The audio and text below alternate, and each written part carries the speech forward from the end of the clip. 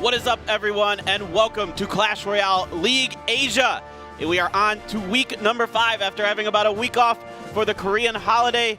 We're moving forward, and we are back with Group A. I'm Paper Thin. This is Ending Life. We are back once again to bring you some Clash Royale League Asia action. We've had a week off here ending, and it's been a pretty exciting group. B was really fun last Thursday. You and I got to see some really exciting games there, and can't wait to see what's going on today. And I think this is your first day with Group A. Exactly. I was thinking the same thing. Last week on Thursday, Paper joined me in, well, I don't want to say my group, but you know. Oh, I see how it is. Yeah. But now I'm invading in Group A, and it's going to be exciting. Obviously, I've been watching Group A from home since I wasn't casting for it, but we talked about this during, when you were joining me for Group B, and how Group B and Group A differ a little bit in the sense of how fast the pace of the game, the play style, and mostly, like, from what I've experienced, Group A is a lot faster paced compared to Group B, it seems like, because there's noticeably players and teams or, even duos where,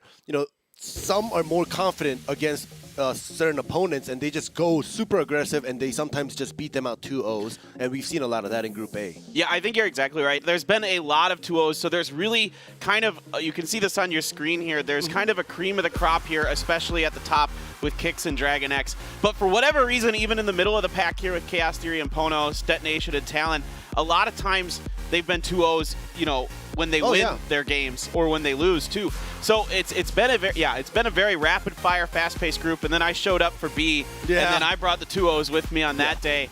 So that was a pretty wild day. But there's some great games in that Group B, especially that game at the end there between Islaw and Dandelion. What a match that was! That was highlighted on the Clash Royale League Asia YouTube channel. You guys got to check that out because it is sick.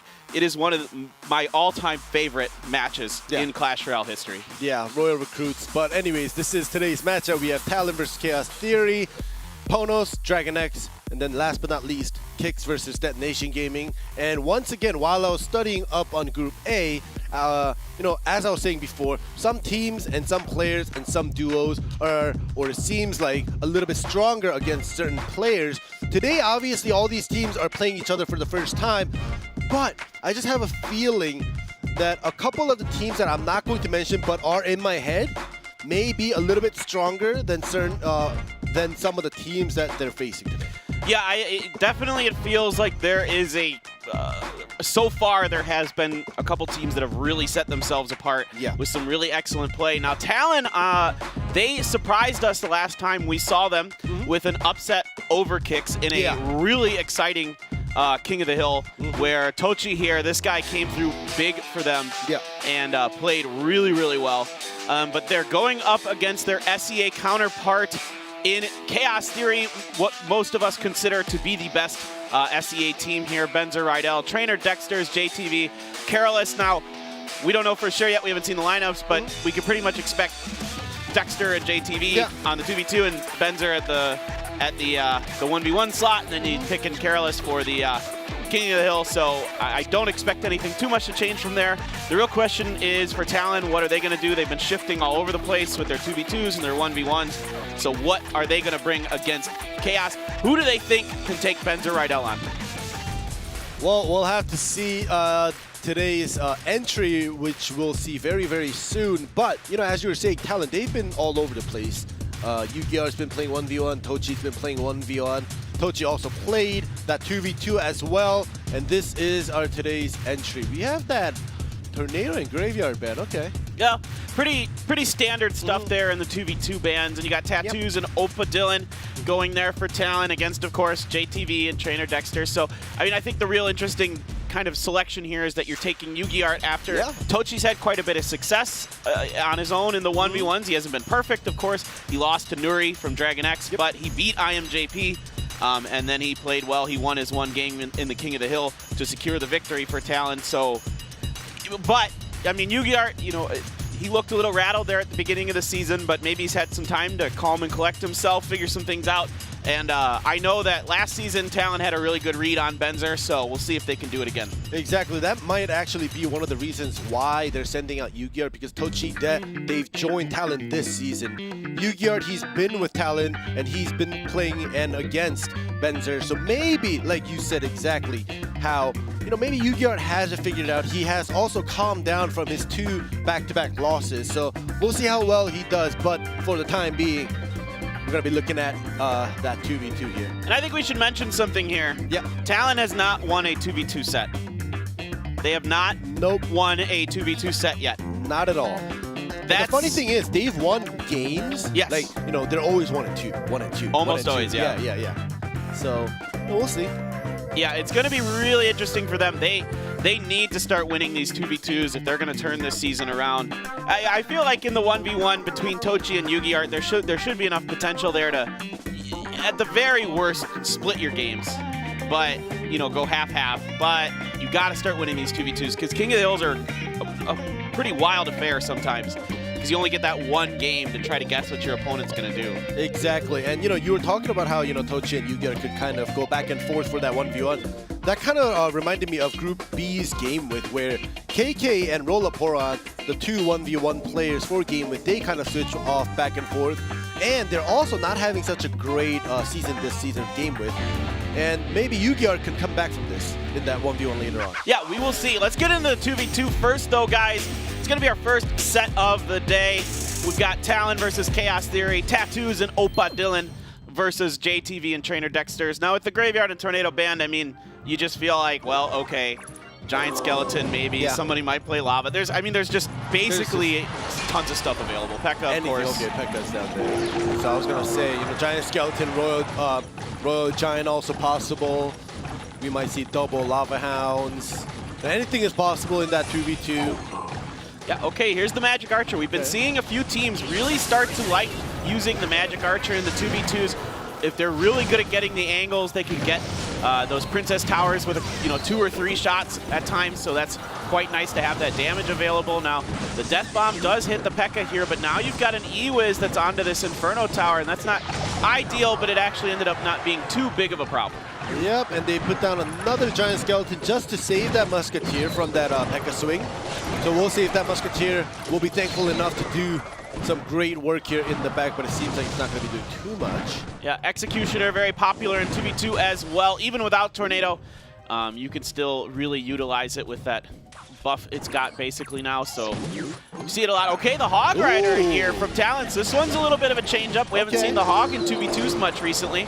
Exactly. But Goblin Cage is a good counter, too. Yep, it definitely is a great counter to it, especially even with the Pekka on the side while the Hog gets distracted. And there we go. Now the Pekka is taking the Princess Tower as the balloon goes, but yes, they do have that Inferno Tower. Just able to get that Inferno Tower down. Good defense there. Not taking much damage is either team in any of these exchanges. The defense has been exquisite from both of them. That's not the ideal place you want to fireball, but you have to sometimes. do that. If it's your best, most elixir efficient answer. Yeah. It is an even trade Magic Archer 4, Fireball 4, so I guess if you don't want to get poke damage or chip damage, you can't do that. Ooh, the amount of bats that they had just now. That was nuts. Yeah, I was like, whoa. That was a lot of bats, but still very good defense here. Oh, that Lumberjack did get one hit, and I believe the bat got a few hits in there as well. Now you're going to turn this thing around with this Miner. Having to use the freeze here defensively is Talon, because this push is scary. And it's still going to be a little bit dangerous because the balloon, oh my goodness, that offensive freeze lands perfectly. That is looking really good now here for Chaos Theory. The tower is down. This is the last chance that Talon has. They've got the Earthquake down. Here comes the Hog Rider. He's raged up, but it's not going to be enough. Looks like Talon is going to take game number 1 here. Or excuse me, Chaos Theory is going to take game number 1 over Talon. Almost got that one mixed up. Yeah, well, now I know how you truly feel inside. Like I was letting my true feelings come out there. But my bias is showing, okay. Yeah, bias coming out. Yeah, go ahead, yeah. Yeah, but anyways, I think it was in a way, a good try for Talon to switch things up with having the giant skeleton. And you would usually think, you know, you're going to have something big behind that to kind of allow the giant skeleton death bomb to get rid of anything that's defending against it, and to allow maybe even a Royal Giant, where we usually see a Royal Giant just stuck behind the giant skeleton. But that Hog Rider for a little bit of a faster cycle, plus, you know, faster damage, move speed, utility. So, you know, I think for Talon it was a good try. But Chaos Theory, man, like they've got 2 different decks, whereas Talon, they both basically have a very similar deck to each other, right?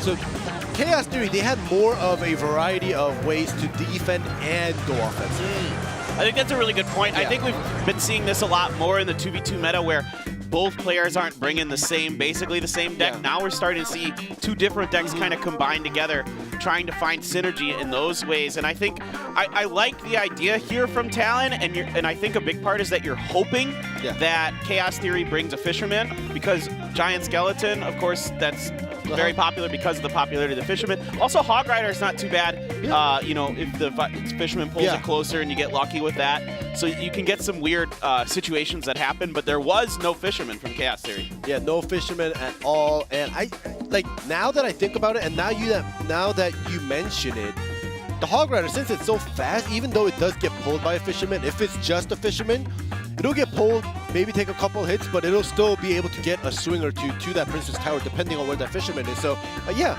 Talon, a very good try, and the idea of changing up that 2v2 Giant Skeleton deck up a little bit, I think it was a good try, but I don't think that was good enough, especially not because of Talon playing bad, but Chaos Theory's decks and the way they kind of combine the 2 different decks just worked out perfectly. Too many answers. Yeah, there's just too many answers.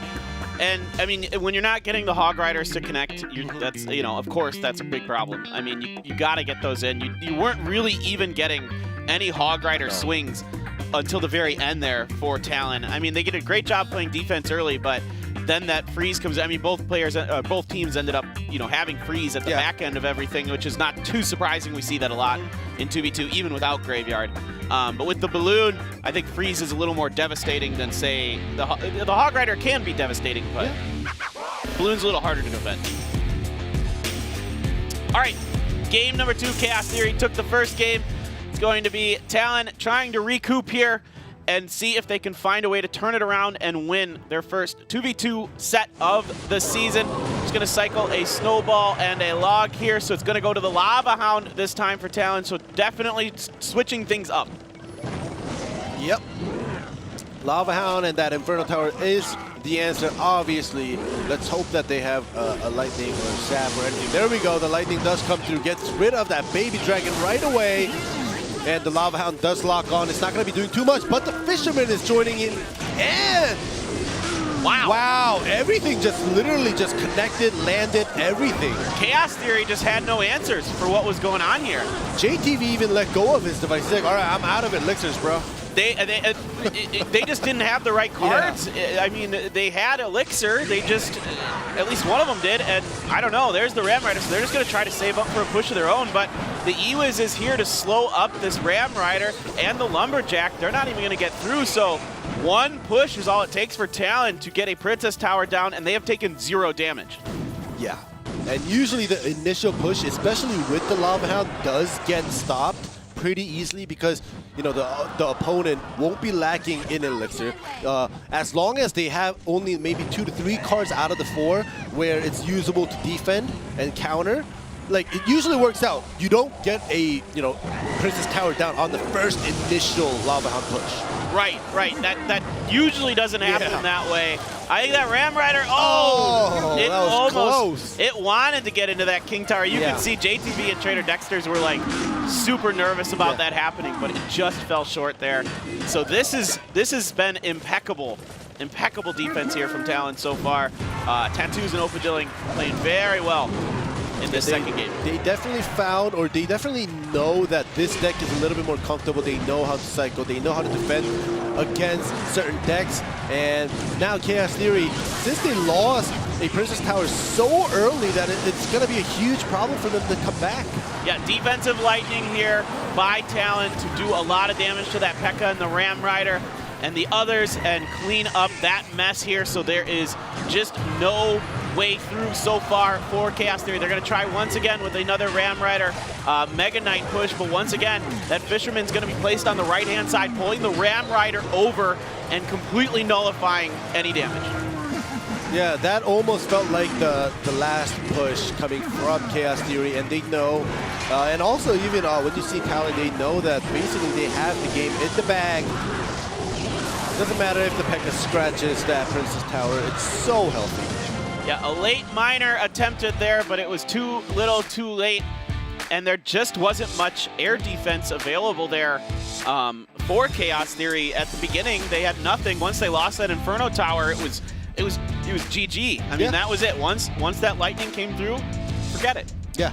That lightning, I think that initial lightning getting rid of, or, you know, landing on that Inferno Tower and the Baby Dragon that was the defending, I think if Talon didn't have the lightning in cycle, right, and the Inferno Tower stayed alive, the Baby Dragon stayed alive, the Princess Tower obviously wouldn't have gone down, even though so many units were just pumping through.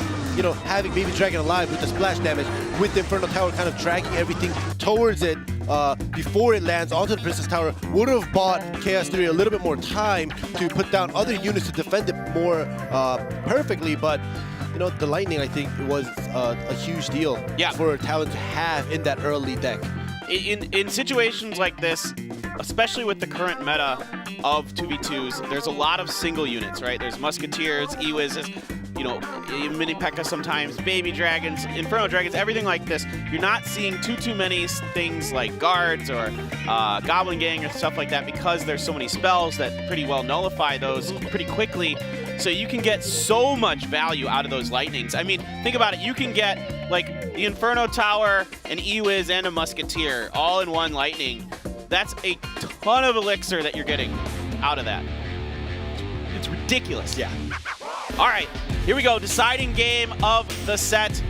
Can Chaos Theory come back, or can Talon find a way to get their first 2v2 win of the season?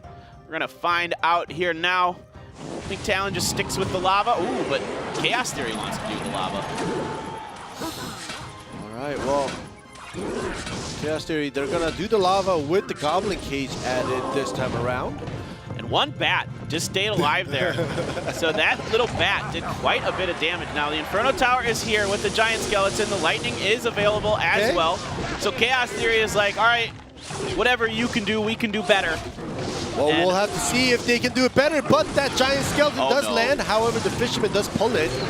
That's okay. Yeah, but either way, it did get the King Tower activation. It did a ton of damage, but no, better than landing, because if that landed on the Princess Tower, it would be around 580-ish, 600-ish. Right. And that would have been critical for Chaos Theory. Right, that's much worse. That's really good Fisherman usage there, and this is why you're seeing a lot of Giant Skeletons. But if you're good with it, Okay, JTV's really happy about that. That was a nice fireball to get that miner in there and get some extra damage.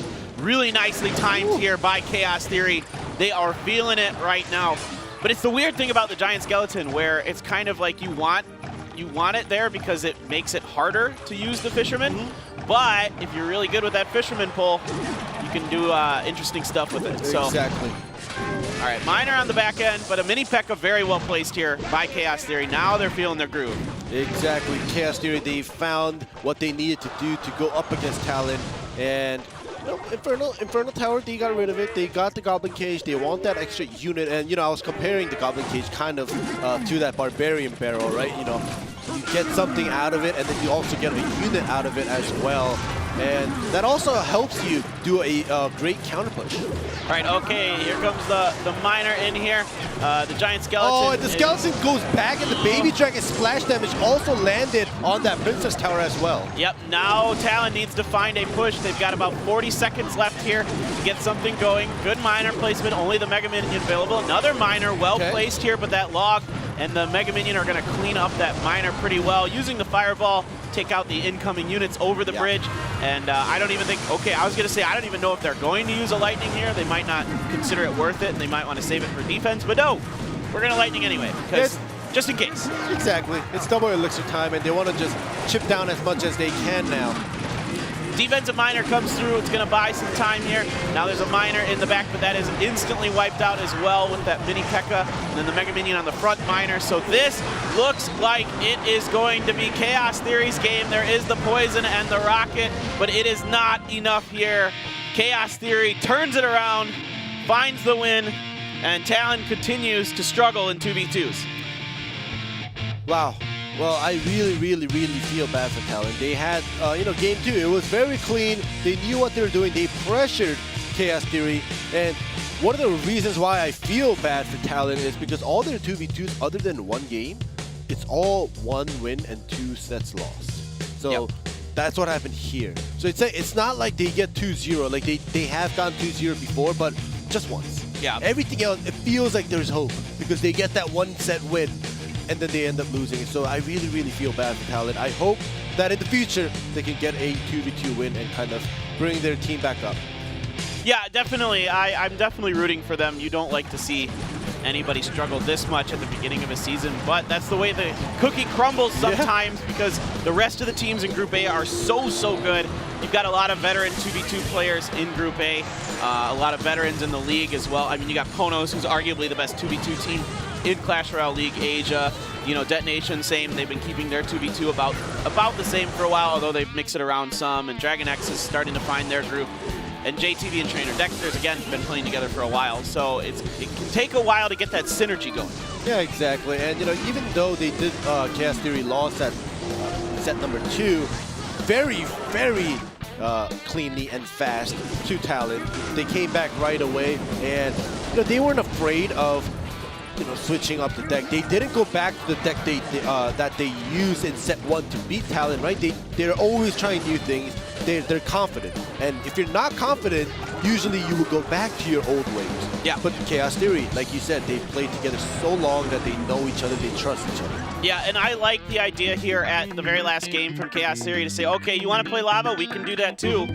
I think their assumption was that Talon was probably going to try Lava in the air again, and they figured they could out-duel them. Yeah. And well, that isn't exactly what shaped out, but the Inferno Tower, once again, we're seeing that Lightning be so useful because of the Inferno Tower, and just absolutely makes it so hard to defend. You got to find other ways, and it's a brutal spell, man. Yeah, and it's funny right now for Talon, right? We see team members, and they're all, out of region players that are up there kind of talking to each other, helping out Yu-Gi-Oh! And I thought I was watching Sierra West. I don't know. We should talk about that a little bit. You and I were talking a lot about Sierra West before. There's a lot of Giant Skeleton, of course, in 1v1 now. Yeah. Like we're saying, because of the prevalence of the Fishermen and other things. You could pretty much swap the Giant Skeleton out for a bunch of different stuff. There's a few other strange decks. We saw that one card that we never see. You remember? Uh-huh. Which one was it? Wait. Oh, the bomb. The bomb. The bomber. We saw the bomber Yeah. backing up that giant skeleton. The skeletons are working together in the 1v1s. Will that happen here, or will we see something different between Yu-Gi-Art and Benzer Rydell? Now, in the past, like I said, Talon has had a pretty good read on Benzer Rydell, but that was SB last year, who played very well against Benzer in a 1v1 set. Can Yu-Gi-Art learn and play well himself? That is what we are going to see. Just some bats and a Goblin Gang here from Benzer. So Benzer looks like he's going to be going for more, potentially, not necessarily, but potentially, yeah. Potentially a mortar or something. We'll see. Yeah. Oh, sorry. Oh, my voice. Not necessarily. Yeah, my voice sounds like, yeah. But anyways, we do see the Rascal, and this just shifts a lot more towards the mortar. And now Spirit Goblin with the miner. Yeah, it's probably going to be mortars, but yeah. I hope one day Benzer surprises us, because I think, like, ever since just watching Benzer play, he, obviously we know his favorite decks. We know the decks that he always goes back to when he's in trouble, and that mortar locks on, and that's why you said, oh boy. But as I was saying, I want Benzer to surprise us, literally. Yes. I want to see him use weird decks that you usually don't see. Yeah, I think, he's kind of fallen into a rotation of about 5 or 6 different decks. Including, the weirdest one he uses is the Goblin Giant Sparky stuff. Yeah. But this push here, most likely I think this is the clone here from Yugi, maybe not, but oftentimes you'll see the Lumberjack and the Flying Machine in the clone variant of the Lava Hound, and also just knowing Yugi's tendencies, he likes clone. We've seen him try it a couple different times with not just the Lava Hound, but also with Giant Skeleton. So we'll see if that's what he's going to do here. It is, once again, the mortar that is going to lock on. So Yugi trying to make just one big push happen, which can work with the Lava Hound. It can, but the funny thing is, he did this already in the first initial mortar that Benzer put down, and it did not work out at all. And like you said, you were correct about that clone. And I don't know, that's not going to get any value out of it yet. The rage is down from the Lumberjack, but still, is this going to be enough? Really nice Rascals placement there to buy some time against the Flying Machine. Will it lock on? I think it locked on to the Miner as well. This was excellent placement defense here by Benzer. Goodness. And, like I was saying, it did not work out the first time, and this time, the second time, Benzer had even more breathing room. He literally put down that mortar. He knew that Yu-Gi-Oh! Wasn't going to defend against that mortar, so he saved up all the elixirs, just focused his defense on the left side, and this is happening once again. Nice snowball to get rid of the Spirit Goblins and the Goblin Gang, but but this one, Fireball comes in to save the day. Really close. Nicely tried here by Yu-Gi-Art, but Benzer's Fireballs puts those in his pocket and waits for it, pulls it out at the very right times here. Benzer, once again, showing that he is the primo, the #1 mortar player here in Clash Royale League Asia.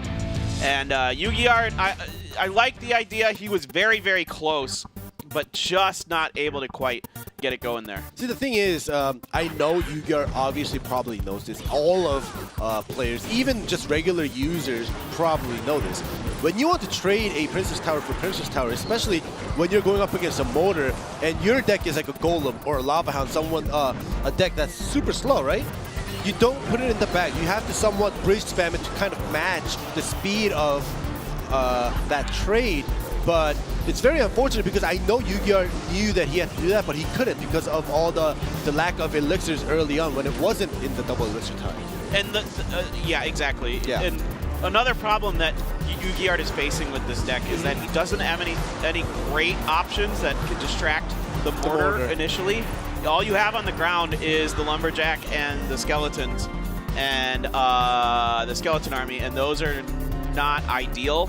And then if you place the Lumberjack, then it's really easy for Benzer to react and throw the Rascals or something else, the Goblin Gang, in front of the mortar to allow the mortar to just do its thing and buy it time. It's really hard for him to get to that mortar. Maybe you could try and place the lava and just try to, beat it down as fast as possible, but it's with the Baby Dragon as well, potentially, but there aren't great options available for Yugi in that situation. I'm actually surprised because I was thinking the same thing, it's possible to put down just bridge the Lava Hound on the side of the mortar and support it with the Lumberjack, right? Because you're going to use the Lumberjack with the Lava Hound anyways for that rage in the future when you're doing a regular push anyways. So, yeah, the Lumberjack, Lava, and like you said, the Baby Dragon to support it as well. I think that might have been another option that could have happened, but we haven't seen that happen yet, so...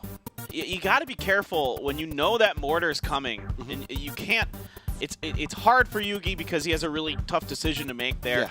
Does he try to go for the big lava push and just sacrifice a side, assuming that he can then outduel you when it comes down to, you know, the 1v1 where you've got one Princess Tower and Benzer has one down. But Benzer's defense too strong. Goes on to game number 2, potentially match point here if Chaos Theory can win this. If Benzer can win another game here, that will be all she wrote for Talon today. But Yugi, see if he can turn it around. Skeletons coming out from both players. A Mega Minion here and an Ice Golem for Benzer. So knowing Benzer's tendencies, you almost pretty much assume this is going to be Expo. Yep.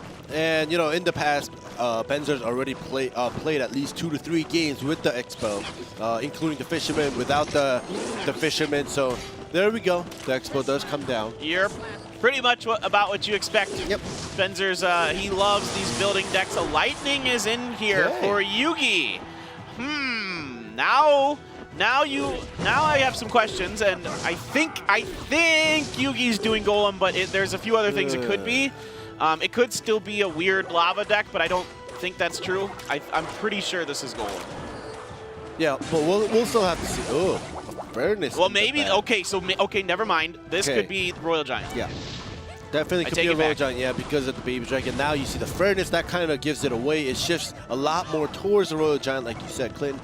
But there is a Golem variant that does run the Furnace, but it's not very common. Yeah, I think we were talking about that. Like, we saw it like maybe once. Yeah. Right? In the past, and we're like, ooh, a Furnace and a Golem, but yeah, the Furnace basically gives it away, and it's probably going to be shifting towards the Royal Giant. If the Goblin Cage was put down, maybe we could shift towards the Lava Hound, like you were saying. But Furnace. Yeah, but it was Furnace. Yeah, exactly. That's a good point. All right, the Fisherman gets a slap, and we've done a little bit of damage here to Benzer. Just a little bit more being done, and that's a Fireball. That's going to do a lot of damage to that Furnace and put him just ever so slightly ahead in Princess Tower damage there. And so we haven't seen the big guns here from Yugi. What exactly will it be? I mean, now at this point, I'm pretty sure it's Royal Giant, but yeah, it has to be. It's just he should start making his move, especially Yugi, because he has to take this game. It is in double elixir time, and Benzer, like as you were seeing before, even from the get-go, putting down the defensive elixir, getting ready to kind of somewhat allow and buy time for an offensive elixir. Obviously, Yugi's not allowing that by using the lightning to get rid of that defensive elixir really quickly. Well, right now, Yugi, he's just ever so slightly behind, and he hasn't found the moment that he wants. There it is. There is the Royal Giant here. We've got the big push coming. The Fisherman's going to pull it right into the tower there. That doesn't really change too much here. The Lightning's going to come down as well. So pretty significant damage done here for Yugi. A very nicely timed push here.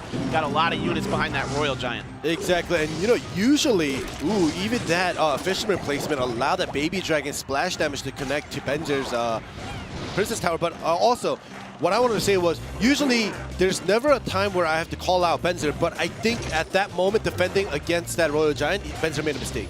Benzer put down the Fisherman and then pulled it towards the Princess Tower, but then as he was doing that, he also put down the Hunter by the bridge to get close to the Royal Giant, to maybe 2-3 shot it with the other supporting units. But because it got pulled away, the Hunter basically did nothing against the Royal Giant. Yep. This is the weirdness of the Fisher. You got to be really careful. Yep. Lightning's going to finish it off here for Yugi Art. You've got to be really careful with that Fisherman because it can do some wacky stuff that you're not really thinking enough. You got to think so far ahead with the Fisherman sometimes. It's in chess where you got to be thinking 4 or 5 moves ahead. Making sure that your opponent can't key in on a way to punish you. And I guess you were right. I was a little wrong there. That Royal Giant, it did matter because it got pulled past the Hunter. I was a little surprised also that Benzer didn't use the Expo defensively against the Royal Giant to change its target from the Princess Tower. Like, he just put it way in the corner next to his Princess Tower, and that's kind of like a preemptive defense there. And it keeps that Expo alive, and it's baiting the Lightning over to the other side. I kind of get the idea. At the same time, I'm not sure. Royal Giant is a good, matchup against Expo, though. Yeah, it definitely is. And, as an Expo user, for Benzer, that he brought out the Expo deck, he has to always worry about, when he should put it down, because it's going to counter it, like you said. And I think great play by Yu-Gi-Oh, but also for Yu-Gi-Oh, I think it's thanks to Benzer kind of making a slight mistake. I'm not saying that without that slight mistake, Benzer could have had the game, but I think he would have had a little bit more time to breathe. Yeah. Well, Yugi wins his first game of the season here. Yeah. So that's got to feel good. That's got to relieve some pressure for him. And now he's one game away from sending it to the King of the Hill, to taking a match off of one of the best players here in Clash Royale League Asia. If he can do that, that's got to be a real big confidence booster. I'm not sure what either player's thinking now, because if I'm Yugi, I'm hesitant to go back into Royal Giant because I don't think that Mortar or Expo is going to come out again, or something that I feel comfortable with Royal Giant. So what is in the bag of tricks? I'm not sure. Well, the thing is, at least in this season, Benzer has the most decks that he's played are the Expo and the Mortar, right? He has played other decks, but most are the Expo and the Mortar. And like we were just talking about, Paper, the Royal Giant is a great counter to the Mortar and the Expo, depending on how you play it. And I think it's possible that Yu-Gi-Oh may just stick to the Royal Giant. It's pretty good in a lot of situations if you play it right. Even if you run into a P.E.K.K.A deck or something like that, there are ways you can maneuver things to kind of still get some shots in with that Royal Giant while keeping things kind of in your favor. So Yu-Gi-Oh's going to have to try it here. Benzer Rydell, it is the last game of the set. This is an exciting one. Yugi trying to take it home and bring a King of the Hill, or can Benzer do it and send Talon packing? They're not going to pack yet. Well, it is the first half. It's a figure of speech. I know. I'm just playing around. I'm just like going to start stabbing you with my pen. Like, gosh, Andy, you know what I mean. But anyways, no, I know you're just poking. Yeah, fun. but look at this. It seems like Yugi might just be staying. Yeah, the exact same deck. And so the real question here for Benzer is the guards here now. What's going to be your idea? Did you expect Yugi to stick with the same thing? Do you feel like you have a nice counter to it? We'll see exactly what he wants to do. Nothing super for certain given away from Benzer yet. The guards are a little bit of a unique twist into this, so it's going to be the giant skeleton here. Okay. And now could be a royal. No. Yeah, it could be a minor or something. And then I'm like, nah, he's got poison. It's probably greater. There it is. So a good log here from Yugi, but he has taken quite a bit of damage here from that. And those are some nice skeleton spawns for Benzer on the thin corner of that. Exactly. I was just watching that. I was like, he just used a graveyard, and I think we saw for a moment there at least 6 to 7 skeletons stuck onto that Princess Tower doing massive damage before that log came through. And that's great spawns. Yeah, he definitely got the benefit of some nice spawns there on that graveyard. Definitely the giant skeleton paired with the graveyard a lot these days. We saw it all over Clash Royale League West over the last couple days, so it's definitely gaining a lot of popularity. That poison once again. This time, it's not the end of the world here for Yugi. He's kind of thinking this through, trying to decide exactly how he wants to do this. He's got to change up his strategy just a little bit, see if he can find a way to break through and get that, what we assume is a Royal Giant going. Definitely. There we go. Fisherman in the middle. And the Fisherman is going to pull the Fisherman and put him in the waters. Wow, that giant skeleton was still locked onto that Fisherman? Yeah. That is crazy. Definitely that is far away. But I guess it's one of those units that has those pull ranges. Yeah. That's just nuts. Yeah. But anyways, I wanted to say this before we got into the double elixir time, where, Yugi's still hiding his last card, probably that Royal Giant that we're talking about, because he's afraid Benzer is going to just counter Graveyard if he puts down that Royal Giant, and he's still not using it, and now this looks very dangerous. I wasn't so sure about that Lightning either. I guess Yugi just didn't have anything else better behind it. Now he's facing critical damage on that bottom left-hand Princess Tower. It is under 1,000, and that's when things start to get dangerous. Get another decent graveyard poison going. Could be all she wrote here. Is now Benzer has a huge push coming.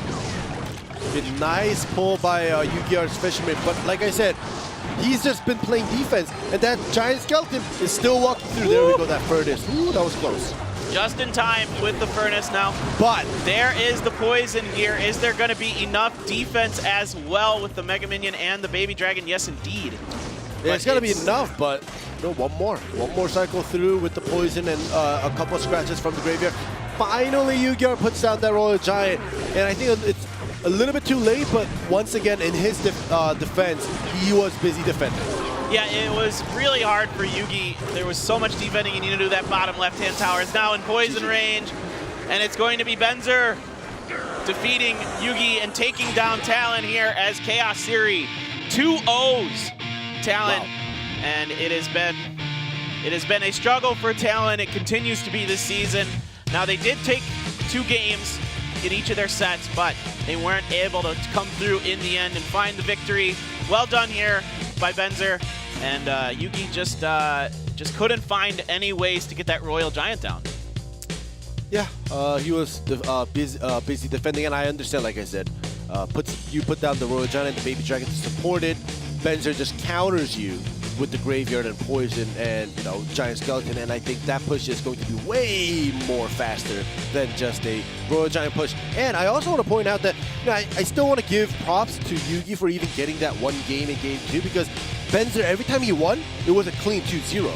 But now I think Benzer, Yugi are just taking a game away. I think that was still a great achievement. Yeah, it was a really nice try from Yugi. He played better than we've seen in the past, but he wasn't able to come through. Benzer is really good, and it was a tough matchup for him, to be sure. Talon falls to Chaos Theory. Up next, PONOS versus DragonX. This should be a darn good matchup. DragonX has looked good. We will be back shortly. Stay tuned, everyone.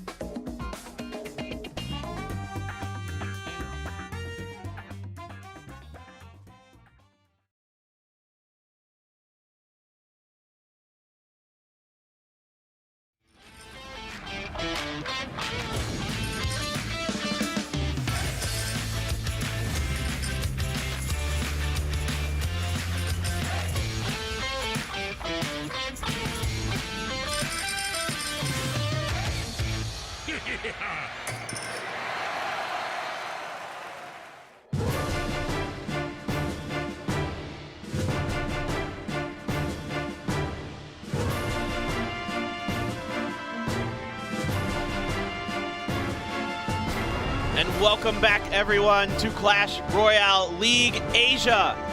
We are done with our first match of the day, Chaos Theory over Talon in a 2-0, but it was a close one as Talon was able to take some games off of Chaos Theory. Now we're moving over to PONOS versus DragonX, and I think this one's going to be very close. I think these are two very evenly matched teams in a lot of ways. Now, right now, DragonX is having the better record for the season, but I don't think you can hold this PONOS team down for forever. Exactly, and you know, watching this matchup, if it was the previous season and you see PONOS versus any team, I would think, oh, PONOS is going to take the win somehow.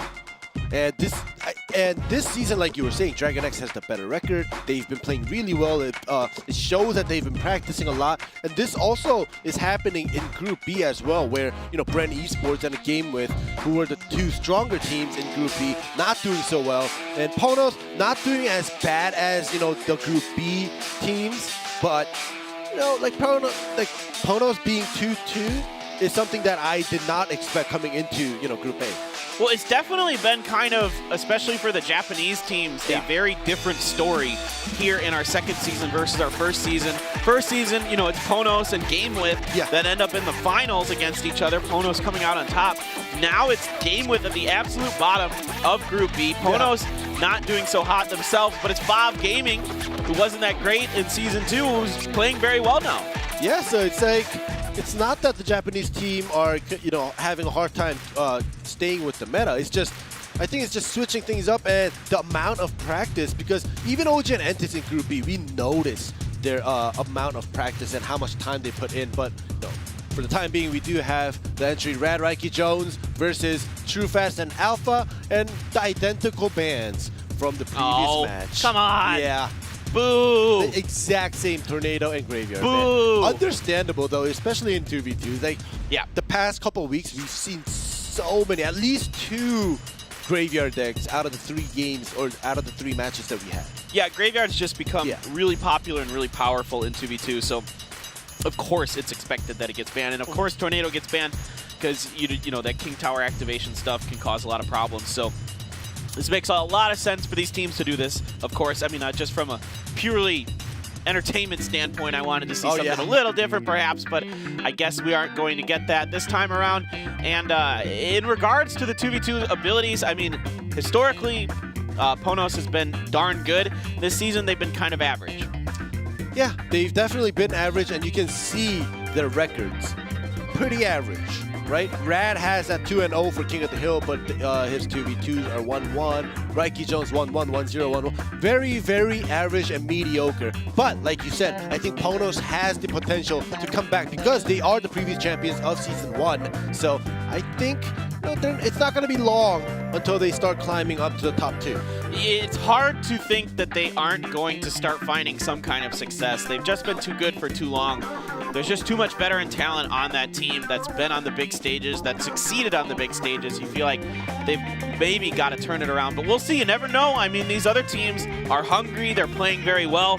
DragonX is one of these teams. You know, they're ready to feast on these other teams. They've been playing so well here. Excited to see what True Fast and Alpha can do. They've been playing a bunch together, and they're pretty good. They're 2-1. Yeah, exactly. And, you know, some of the teams, like you said, the teams that are hungry, right? Teams that put in the practice without any roster changes, like DragonX in Group A, like OG and Entis in Group B. They're doing very, very well. Yeah, it's been a really interesting season so far. Things have changed, but we've got to get some matches underway to find out exactly how this will shape up. It is going to be PONOS with Rad and Reiki Jones, who, of course, last season didn't lose a 2v2 set, which was nuts, against True Fast and Alpha, who are getting much, much better as time goes on. Exactly. True Fast, we've seen him play a lot of the 1v1s in the previous season, but now he has kind of locked on to the 2v2 for the time being. Because, you know, Lion, he's been doing pretty good for himself and for his team. So, you know, they're putting Lion in for that 1v1. Lion and Nuri both have been playing well in their 1v1s, and if you can find a good 2v2 here with True Fast and Alpha, then you have a very, very scary DragonX team. And there's that Mega Knight coming down here with a Brawler and a Baby Dragon, giving it some escort, a Mega Knight of their own coming from DragonX. That Ewiz is going to get some shots, though, over on the left while all this is going on. And there's a P.E.K.K.A who's going to get dragged across the river. Oh, no, he does not. Just isn't quite able to get that pull through. Gets distracted and targets that Lumberjack instead. All right, so a couple less shots from the Princess Tower for PONOS' P.E.K.K.A that didn't go past the river. And now the Ram Rider, I was going to say, is it going to get a hit? Okay, so that was really good P.E.K.K.A placement there by DragonX for two reasons. One, because it's going to get hits onto that Ram Rider, and two, because it body blocks that Ram Rider into that Goblin Cage.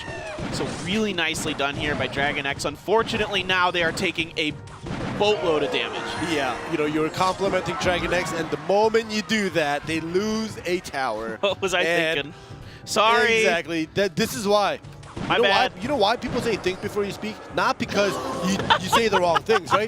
If you think, you buy two seconds and you wouldn't have said that, and you would have seen DragonX lose a tower. You know, I could tell you've been casting with Simon, man. Yeah. Like, I could tell that you're starting to get that troll in you that he's got, man. Like, oh my goodness. It's all good. I love it, though. I love it. All right. We're trying another push here. P.E.K.K.A leading the way. We're going to pull that Mega Knight over onto the other side. That Ram Rider ain't going nowhere. That P.E.K.K.A is going to get pulled, as well as the Brawler is going to get pulled over the other side. Now we're going to try to bridge spam this Ram Rider. Nope, there's a Mega Knight in the way. Not even sure that log was necessary there for PONOS. You can see PONOS. I'm going back and forth, and I'm looking at the camera as well. Reiki Jones and Rad, they're enjoying this time right now because I think, as you can see on your screen, it's going exactly the way they wanted. Their Princess Towers are very, very healthy. And True Fast with the BM there, activates the King Tower, the snowball. And you see Alpha laughing. He's like, okay. At least have some fun with it. Nothing wrong with that. You know, if you're gonna lose, it's important to keep your spirits up. Yeah. You know, and that's fine. If you can make Alpha laugh like that, that's okay. I mean, these two are Reiki's always laughing, so it's hard to keep that guy down. But just didn't quite. There's a little smirk there from True Fast as well. You like my snowball? Yeah. So funny. All right. My goodness. Well, it's just that push here with the Musketeer, and I believe there was a Miner in there as well. Something ended up on the corner. I just assumed it's a Miner because that's what always ended up on the corners of the Princess Towers. That's going to do the critical damage here for PONOS. And you can see they're trying to push through, and then the snowball. Oh, is it Dark Prince? Yeah, it's a Dark Ram Prince. Rider. Or is it it's a Ram Rider. Ram Rider, excuse me. With that Ram Rider taking up the damage, they're not a Miner. They're Miners. Yeah. But even before that, you know, the Rage the Ram Rider with the Mega Minion connecting with the Musketeer. So all three units that, if and when connected to the Princess Tower, can do a ton of damage was raged up. So obviously, the Princess Tower will go down. what was wild about that was they were basically playing the same decks. Yeah. I mean, for all intents and purposes, it was about the same thing. It was just PONOS found a better timing. Once that Musketeer is locked onto that tower with something beefy in front of it to tank for it, just forget it. Exactly, and when it's raised up, it's going to hurt a lot. And now, DragonX, I hope they found an answer. I hope the giant skeleton to the King Tower isn't the answer. All right, let's see what we've got here. Game number 2. PONOS takes game number 1. Can DragonX, can TrueFast and Alpha find a way to turn this around? Are they going to try the same deck? So we're going to see kind of the same thing 2 times in a row, because we'll see that from time to time in Clash Royale League Asia. But nope, it is going to be very different for PONOS as they're going over to the Lava Hound now with an Executioner. This is nice here for DragonX, the Executioner. Great counter to the Lava Hound. Oh, exactly, because especially whenever there's a Lava Hound, we do see a supporting unit right behind, and the Mega Minion will take the brunt of the damage as well. The Fisherman will get rid of that Executioner pretty quickly. But you've got the Magic Archer and a Mega Minion here, so it's okay. The defense, plenty available here for DragonX. They're going to be able to take down this Baby Dragon as well. Are they going to let some damage come? Nope. Okay, this time there's a Miner. I'm not crazy. This time there will be a Miner on the corner here. Gets a little bit of damage in, but nothing significant. Definitely, and the Mega Minion landing 2 shots onto the Baby Dragon. The Baby Dragon will be very, very weak, and they're just going to stagger the Miner. And you can see that PONOS, they don't, they're not putting down any counter ground units to kind of negate the damage. They're allowing a couple of shovel damages from DragonX's miners.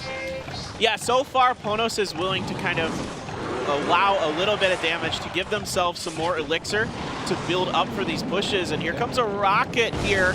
Good Rocket's going to get that Inferno Dragon and hit the tower. So very, very nicely played by them. Good Fisherman to activate the King Tower with the bomb from the Giant Skeleton.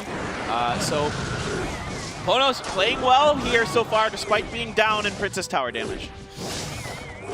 Yeah, right now, just the fact that you see the Miner is obviously activating the King Tower will help, because at least one of the 2 Kings will help attack the Miner regardless of where that Miner is put down. So the Miner will definitely get less and less shovel damage, especially when that Lumberjack was perfectly predicted. Ooh, that Magic Archer's getting some shots in there. That's a big deal. They have to use a Zap there to change his target to prevent any further damage. Really nice Magic Archer placement and timing there by DragonX. This one's looking pretty good for them. They've got the poison in here as well with that Miner. So just chipping it down. Slow and steady, trying to win this race. Oh, and the Executioner, really, the damage is just insane. Even though the HP is down, oh my goodness, the damage, get rid of all the supporting units. However, the double Lava Hound, if you don't defend well against this, it might hurt. Yeah, so far this is looking not so bad, but now you've got that Executioner in there, and I don't know if there's a spell available that can really deal with that Executioner in the hand of PONOS here. Here comes the Rocket with that poison as well, and I believe this is going to be DragonX's game. Well done, nice change of pace. All right, well, seems like TrueFast and Alpha, they found something out, they knew, and after the first game, I guess it was time for them to get used to each other, because they just high-five for winning.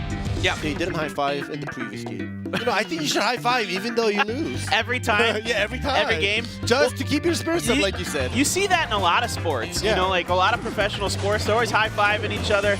And like volleyball, yep.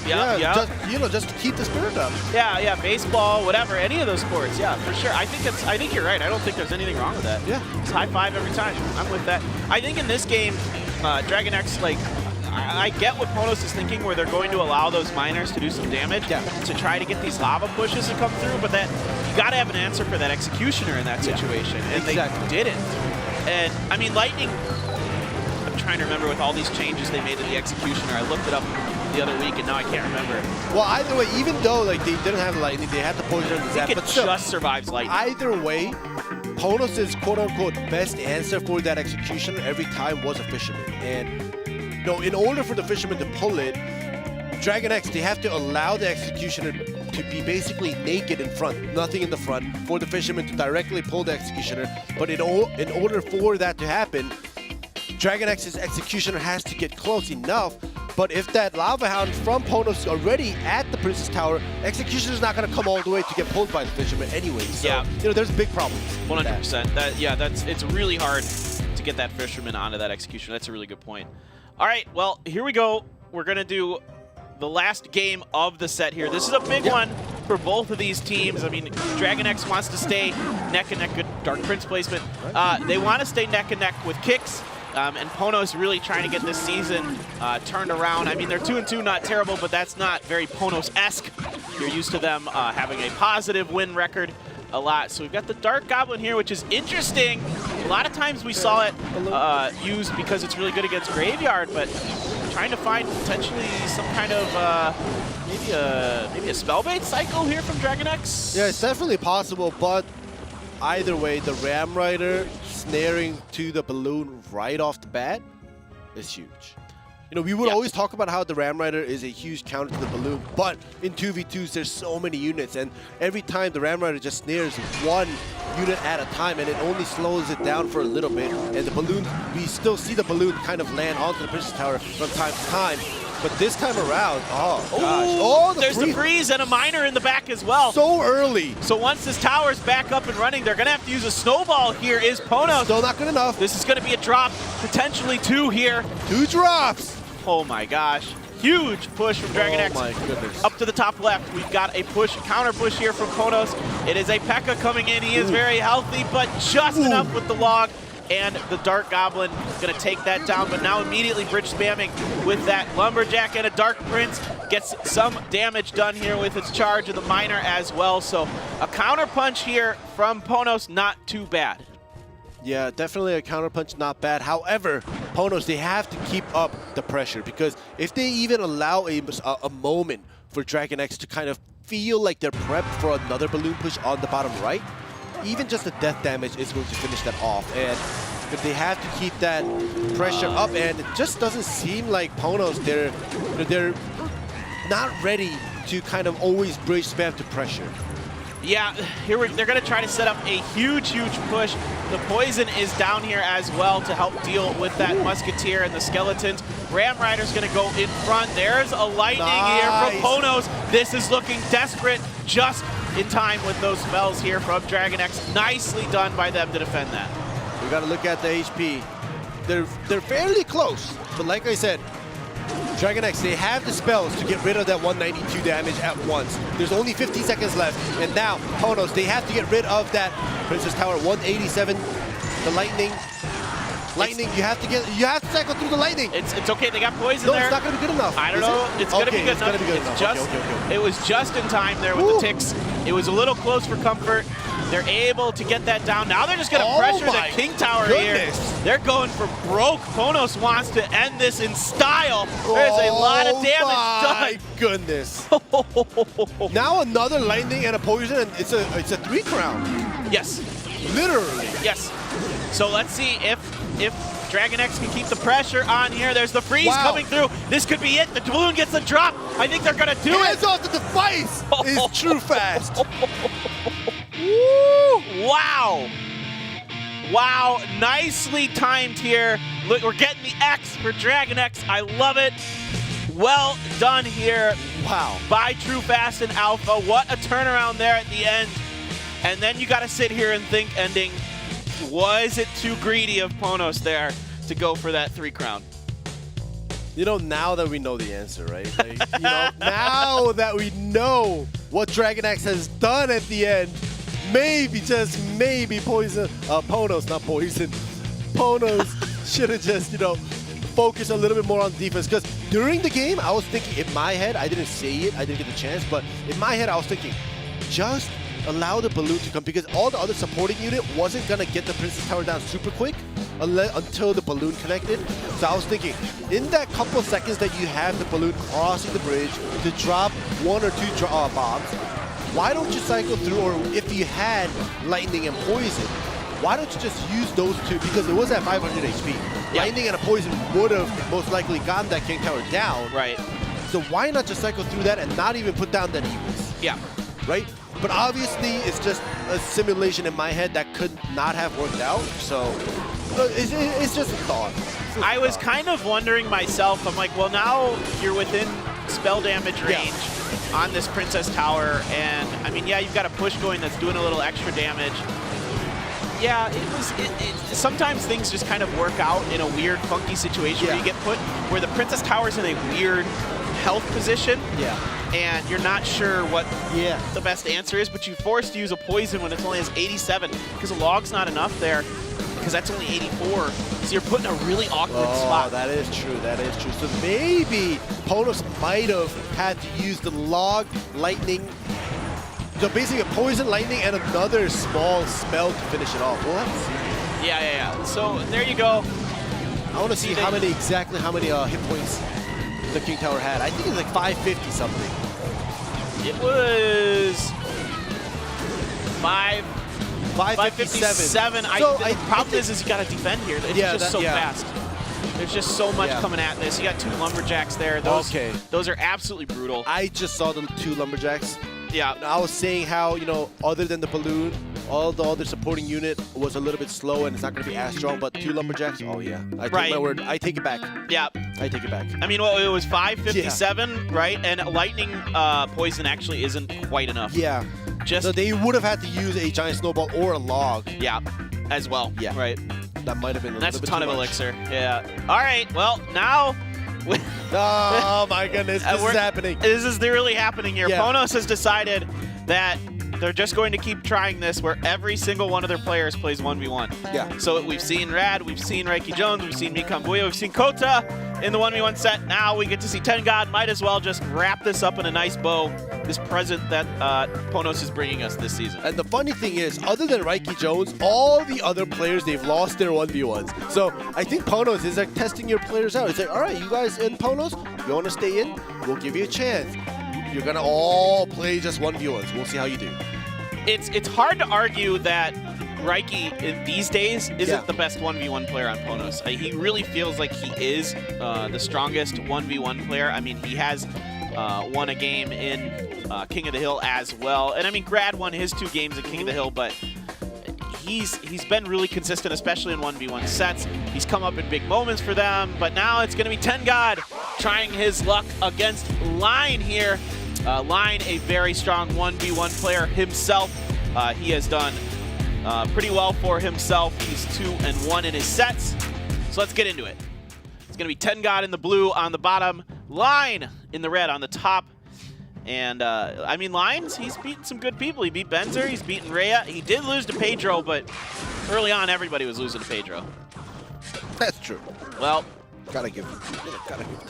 I mean, this looks like something Benzer would do. But Line likes to do this as well. Yeah. Line likes Expo, assuming that's what it is. Yeah. Yep. All right, where is the answer? It's going to be a Musketeer and an Ice Golem. All right. Good timing. I don't think it's a bad build here to come, especially with that balloon, to get rid of that Expo real quick and try to, you know, force out more defensive units for that counter push with the balloon and nice tornado. Yep, the Ice Bow coming here for Line. Going to back everything up, avoid even the Ice Wizard from the death damage there. Of course, it's minor balloon here for Tengad. And we'll see how this one shapes up.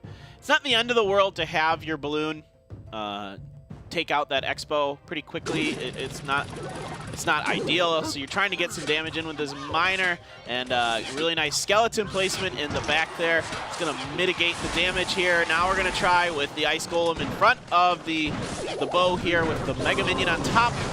The Barbarian Barrel going to come in, and this is Expo going to get one shot. Watch, one pellet. Yeah.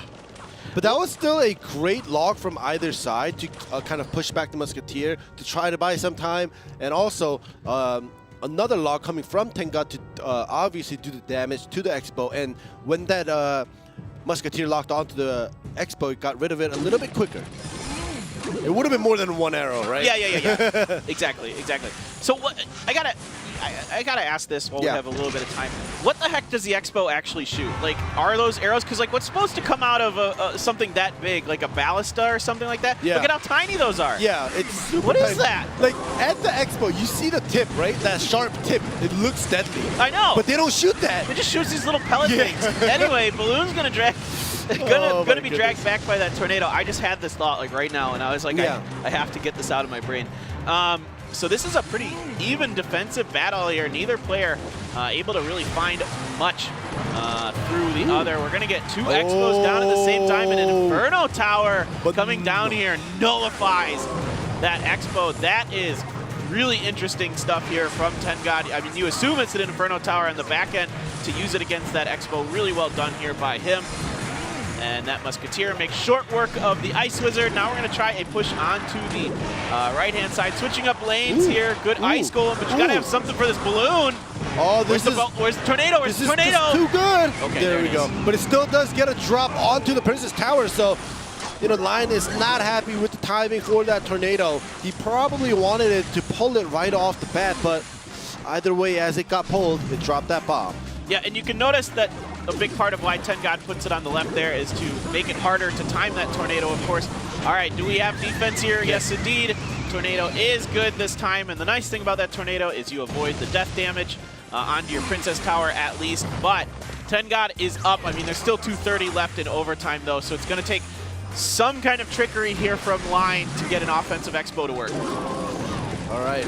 Well, either way, for Line, for that Expo to work, he has to keep that defensive Expo alive while defending against the balloon push. And now, exactly, this is exactly what I wanted to say. Keep that defensive Expo alive, then now put the offensive Expo down after defending. And this is going to allow Line to have a little bit more breathing room. But, oh my goodness, Tengad, he just has the answer to everything, doesn't he? Tengad's playing really, really well here on defense. Now, Line is up just a little bit in Elixir, so now Line is starting to find ways to turn things into his favor here. Cycling some skeletons underneath there. There we go. All right, we're waiting for the tornado, I assume. Okay, there we go. No problems here. Ice Wizard plus a tornado is good to go. But now you got that Miner going to back it off with the log on the left-hand side there. Inferno Tower once again. Going to clean everything up over there. So it's still slight advantage, Tengad here. This one looks like it might go the distance. I'm just looking, and Line, he put down the Expo, and Tengad answered with the Inferno Tower twice, allowing the Inferno Tower to connect to the Expo right away, and you don't want that. If you got fooled by that once, Line, when you put down the Expo by the bridge, put down something else, like a Skeleton or Ice Golem first, assuming that the Inferno Tower is going to be put down. Yeah, all right, so there is the Barbarian Barrel and the Balloon, and it's going to make short work, although we do get some shots in here from that Expo. Okay. That gets things a lot closer here. Now, is that Balloon going to get a drop? Yes. Oh, he did! Oh, no. It's going to get a drop and the death damage. And now all the... Inferno Tower? Nope, okay, just Ice Golem, but you can also Inferno Tower Balloon here. There you go. So Tengad has a very good read on this. There's 30 seconds left, though, so there still is time here for Line to turn this around, but that was significant damage done up on the top left. Line doesn't even have his hands on the game. Oh, boy. Yeah, it's gone. Boy, it's so close. And yeah. That's it. Tengad. Tengad here. Masterful work with the Miner Balloon deck. Really keeping that Expo in check for Line, and hasn't been the Expo's day. It's been really popular on the Clash Royale, on the Grand Challenge meta. Yep. And in this league, don't see much of it in Clash Royale West, but it's still a popular deck right now. But today, it's not finding too much success. It definitely is not. And I was saying this. Line, allowing the Inferno Tower to connect to the Expo once is okay.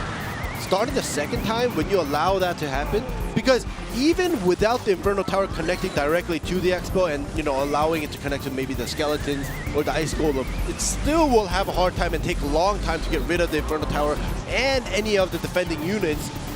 But whenever the Inferno Tower connects right away to the Expo, then you're, as an Expo player, as the winning condition being the Expo, you're not going to have any ways to do the damage. Yep. He just doesn't have a good answer, and most likely you can assume there at the end it's a big spell, probably the rocket. Yeah. But there's just, other than that, you don't have a lot of win conditions. You don't have anything good to use the rocket on. Assuming that's what that was, I'm pretty sure it was. So you're kind of in a tricky situation there. If you're Line, you just don't have any good answers. I mean, you could try to be sneaky and tricky and change your cycles up, but there's so much tanky defense available. an Inferno Tower, an Ice Golem, these kind of things that just buy a lot of time for you to deal with the Expo. Yeah, and especially, you have to put the Expo down by the bridge.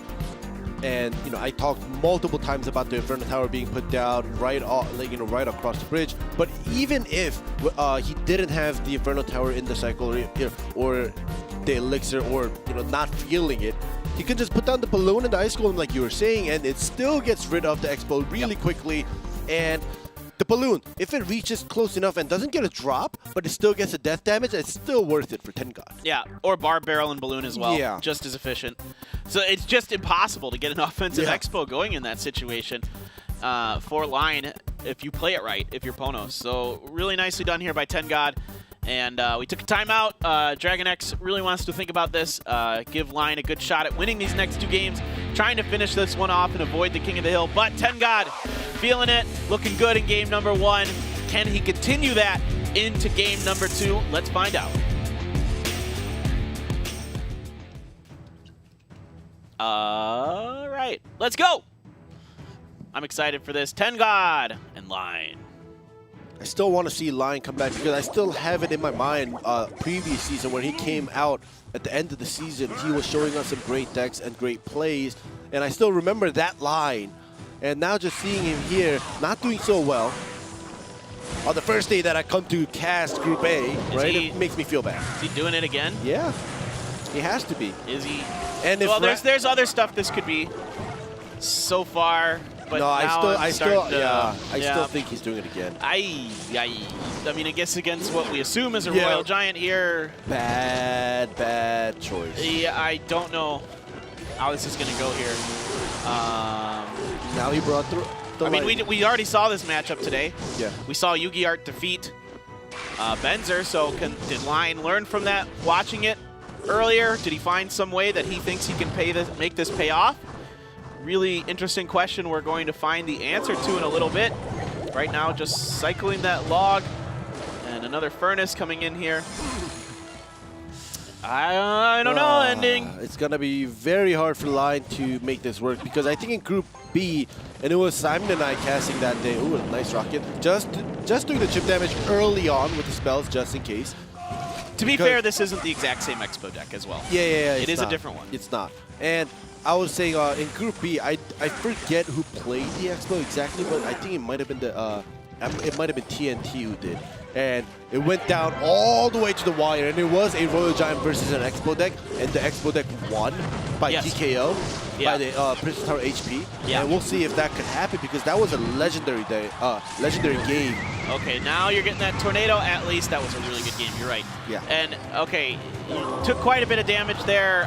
You've gotten some decent damage with a nice little rocket and some log chips here from Line, but you're going to have a hard time, once again, getting an offensive Expo to go, but yeah, you're doing a good job with these rockets, at least keeping that Mega Minion at bay, and you can see that doesn't make 10 God super thrilled. This is, I think, a little bit better placement because now you can actually drag this Royal Giant over to the, that log didn't back him up as much as he'd like. Lightning's going to finish it off. You're going to get one shot out of the Royal Giant, so not too bad. Okay, Ice Golem just far enough away from the Baby Dragon. All right, and the Fisherman's still alive. It's going to pull the... Oh, but it's in range for the Princess Tower. Good. Because I was going to say, if it wasn't, it was going to pull the Ice Wizard, kill it, hook onto the Princess Tower, and maybe get a swing in it.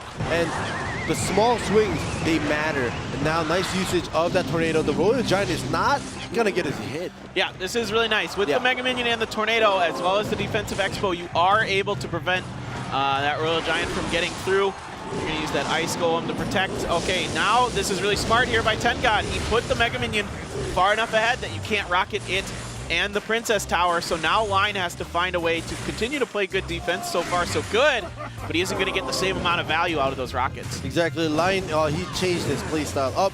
Obviously, not only because he's playing the same deck, but according to your opponent's deck, which is the Royal Giant, just play the defensive Expo. Just focus on keeping the Royal Giant away as best as possible, but I was thinking the same thing. 10 God, you can just mirror the spell damage that Line is doing, and great game. Yeah, really well played here by 10 God. Line, I think a little too focused on that Ice Bow deck. Yeah. Just bringing it 2 times in a row here against 2 good counter decks to it that TenGod brought. You can see, you're right, he gets fired up, man. Yeah. And that's going to take us to King of the Hill. And you and I were saying this, man. Yeah. We thought this one would be close. Yeah, it definitely is. It definitely is. And I'm very surprised about that 2v2 as well. Like TrueFast and Alpha, the 2v2, it is my first time this season seeing them and casting them because, you know, first day in Group A. But Rad and Reiki, I just remember them as being such a great 2v2. So I was like, all right, maybe in the 1v1s, Line might take TenGod and Rad and Reiki take the 2v2s, but it went the other way around. Yeah, it was kind of backwards from what I probably expected to happen here. I thought coming into this, I'm like, all right, Rad and Reiki, they're going to win the 2v2, and then Lion's going to win the 1v1. Yeah. The opposite happened. They bamboozled us, and now we get the King of the Hill regardless, though. And now we're going to get to see the lineups here shortly. I'm curious to see what both of these teams are going to bring into their King of the Hill lineups. I have no idea what PONOS is going to do because everyone's played 1v1s for them now. Ooh, and I don't know if DragonX either because they're all really good at 1v1s. I mean, TrueFast, he's good. You know, Alpha's good. Of course, Line and Nuri are good. I don't know. Yeah, everybody on the lineup, they're basically great at 1v1s. And I don't know if I remember correctly, but today, was there Mikabuya on the lineup for PONOS? Because I think if he isn't, I think no, this it was Kota. It was Kota. Yeah, I think this may be the first time ever that I see PONOS not bring out Mikabuya, not even for a King of the Hills. Yeah, I think they're gonna give him a bit of a rest here. Yeah. He's been struggling.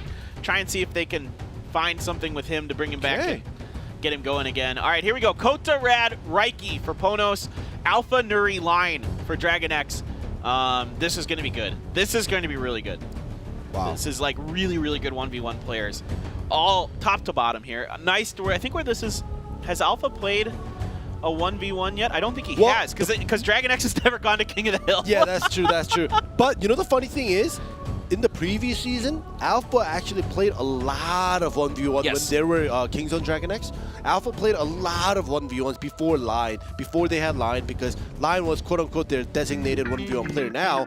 But before that, Alpha and Nuri were the ones that were playing with TrueFast, kind of rotating and cycling through for that 1v1. So, like you said, all of these 6 players, they know how to play 1v1s. 100%. Yeah.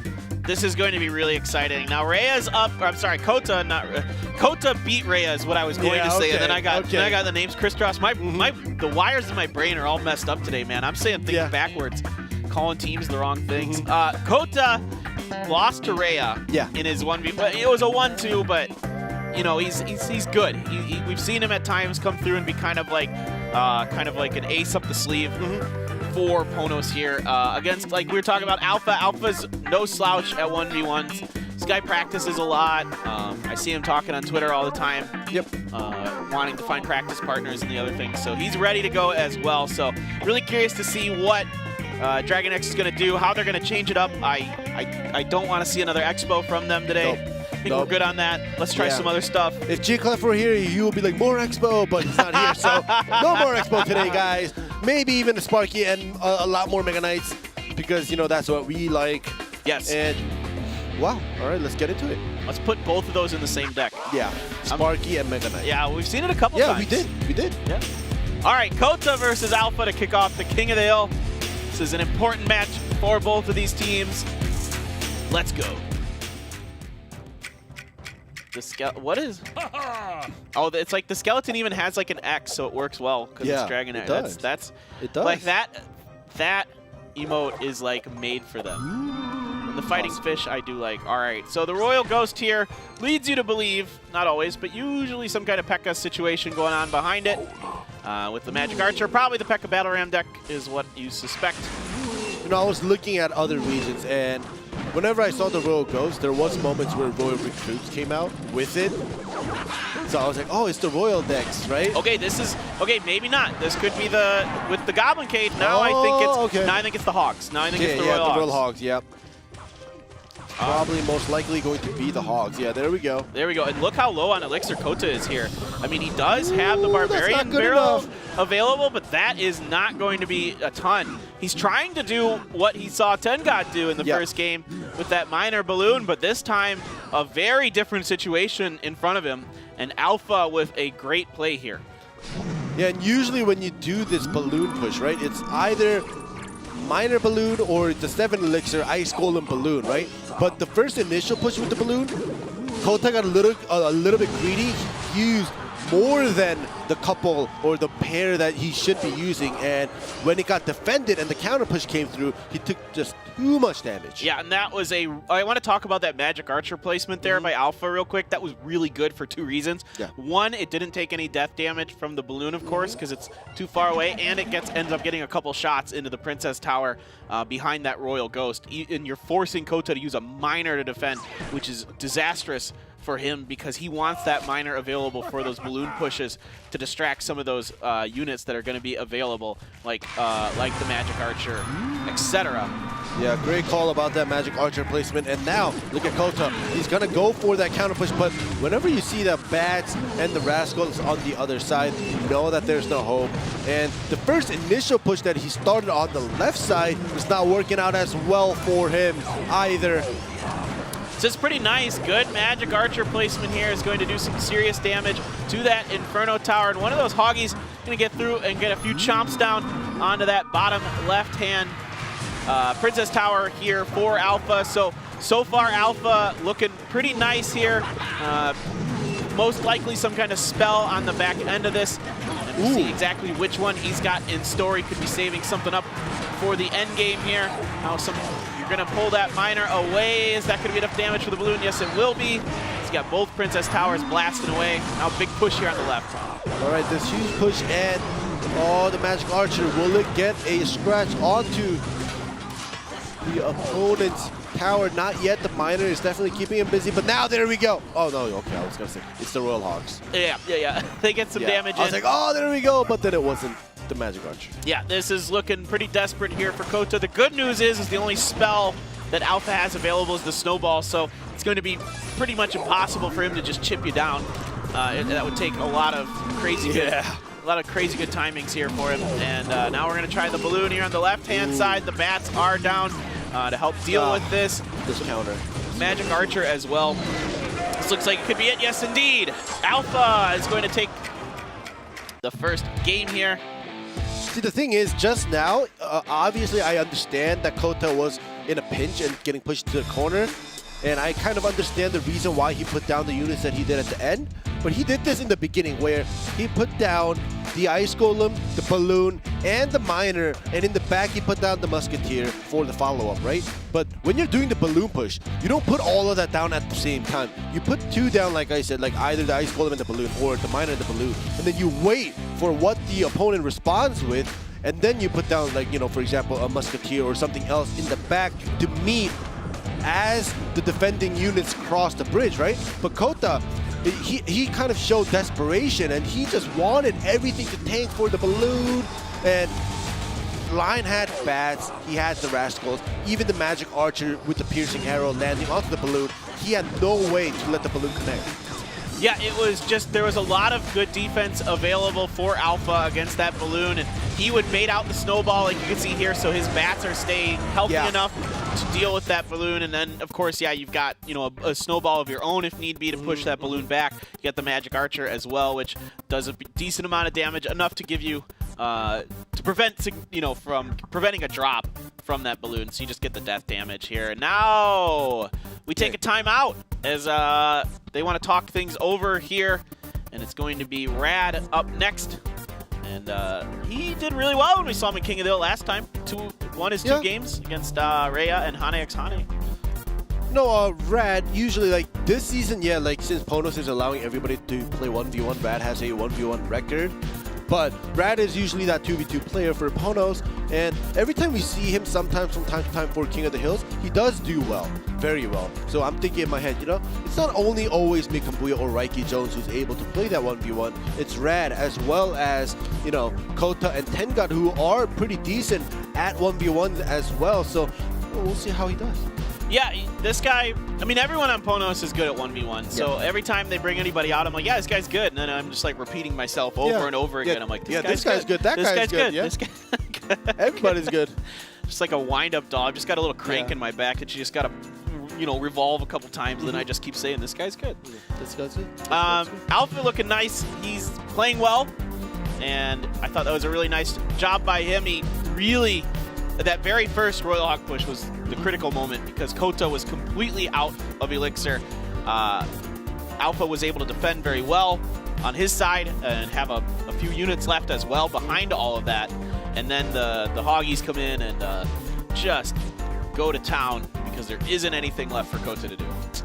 Yep, definitely go to town. However, we'll see if Alpha will be able to take out Rad, because I'm looking at this King of the Hill for PONOS, Kota, Rad, and Raiki Jones. And in a way, nowadays it's not always the best player at the end, but for PONOS, with this lineup, I think it is that way. Yes. Kota and then Rad is a little bit better, and then Raiki Jones probably the best out of the three in that 1v1, especially in the King of the Hill sense. And it's like you have to beat everybody to get to the boss. Yeah, I feel like PONOS has set it up that way, and I feel like potentially DragonX has as well. But Alpha's able to best Kota in game number 1. Can he do it again? Game number 2, we're going to find out as we move on. Rad on the bottom, Alpha on the top. The DragonX skeleton comes through, gives us that X. Rad's got a princess and E-Dragon there. We haven't seen the E-Dragon in a long time, man. Yeah, we have. I miss him. Okay, the Lava Hound. Princess here from Alpha with some kind of spell bait, maybe a prince. Yes, indeed. Gonna come down here for Alpha, and you've got the guards here at least to distract and buy you plenty of time. Now, Alpha kind of shaking his head. Yeah. What's he got now for this Lava Hound? A Dark Goblin, okay. Dark Goblin and a Princess, which will die very, very soon to the Baby Dragon. But the Dark Goblin, the attack speed is great, and it will get rid of that Lava targets, Hound. though, onto that Baby Dragon. It's not the end of the world. It's not what you wanted. No, definitely isn't. But even with the Snowball used, right, Alpha wanted the Dark Goblin to clean the pups up real fast. And like you said, it changed targets, unfortunately, as the Lava Hound broke up. All right. Took a little bit more damage. Yeah, there's the Goblin Cage. Let's go. That is very often paired with this, and this is nice. Princess placement, because it's just going to shoot at it, and then you can throw something in front of the Princess to take out the Brawler here. It's going to be the Prince this time, and that'll be a dead Brawler, and now you've got the Goblin Barrel coming in. All right, here we go. Goblin Barrel poke. Ooh, nice 2 stabs. Oh. One of them got 3 stabs in, and that is huge. Alpha, we were seeing how the pups, the Dark Goblin changing targets, took a lot of hits, but now the Goblin Barrel did its job. And now we're seeing a problem here for Rad. He doesn't have anything great available to clean up all those units there. Eventually it does, but he took pretty significant damage there. Alpha's clapping. He's ready to go. Now you got a Princess over on the left you got to deal with. He's going to use a Miner to do that. All right, usually like as a person who uses Miner very often. Oh, got to use Fireball. Yeah, that's the worst feeling. That is the worst feeling in the world. Oh my God, I don't want to, but I have to kind of feeling. Oh, and the Dark Goblin. Oh my goodness. So many hits. I don't even want to count. You and I were right in sync on that one. We're like, Dark Goblin. Yeah. This is Alpha's looking really good. Now, Rad does have a big push coming up on the left. He's sacking this one because he knows it's done. He knows it's done. He's got to get this Princess dead. Oh. That's an okay rocket. Ooh, good thing that the Princess didn't cross the bridge. It still had and was in range to help get rid of that guard. All right, here comes the Fireball. Is there going to be, I think he's got the Snowball here. Yes, indeed. I believe the Princess in there just in time as well. Alpha is going to do it. 2 games in a row here for him. I just got really fired up. He is playing really well. I'm telling you, like I said, the reason I remember Alpha coming into DragonX last season as the 1v1 player before Line came in is because last season was my first time casting Clash Royale League Asia, right? So I remember all the new players that you and G-Clef told me about, and Alpha being one of them, and as well as, Greed. Agreed. Yeah, Greed on, in Sandbox, Sandbox was also a person that they picked up as a 1v1 player at start. Obviously, both Alpha and Greed have moved on to 2v2s, but still, that's how I know that Alpha has the potential and knows how to play 1v1s and many different decks. Yeah, he's looking really strong right now, and he's got some confidence going here. You can see he's really thinking about what he wants to do. He's got the heart beating there. You can tell he's getting fired up, man. He's ready to go here, and really well done here by him. Great Princess placements. This one especially was big, like you mentioned, that Princess didn't cross the bridge and turns around and shoots at these guards here, and that's actually a big deal because it gets rid of them and allows your Prince a little more time to get over there and start wailing into that miner. Exactly. That was, I guess, in a way, the AI knew what Alpha wanted, and the Princess was like, all right, I'll just shoot a couple more arrows before I cross. But anyways, great play by Alpha. And now, like we were talking about, Reiki Jones, the last boss of PONOS. Everybody dreams, especially Line and Greed and a couple of new players that joined in last season. Everybody dreams of doing a 3-0 sweep on King of the Hills. Oh yeah, right? That is like that is what you live for. It's like an achievement. It is what you live for as a Clash Royale professional player. You live to come into a King of the Hill and 3-0 the other team. Yeah. There is nothing better.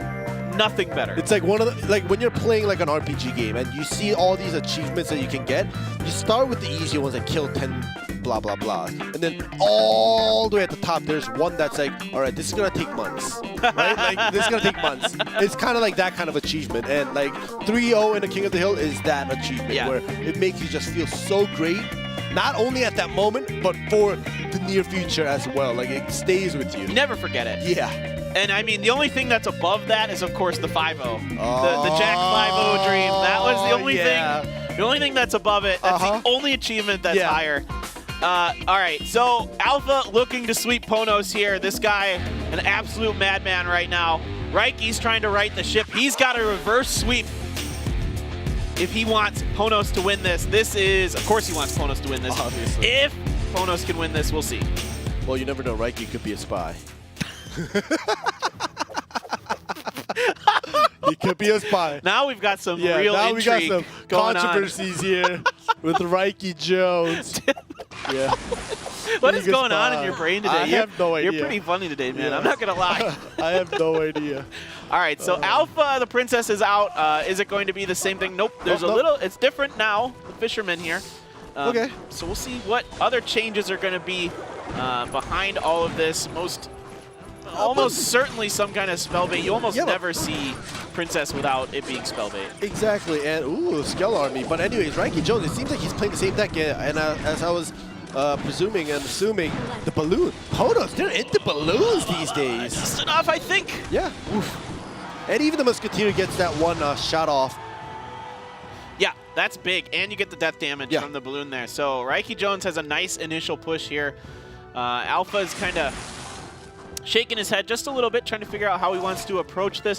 What exactly is going to be on the back end of all this for Alpha? This is a pretty unique setup he's got going here with the Skell Army. Okay, the Goblin Barrel, is this going to be some Mega Knight thing? Anyway. Possibly? I've seen, yes, okay. I was like, I think I've seen this, and there's a Mega Knight in here.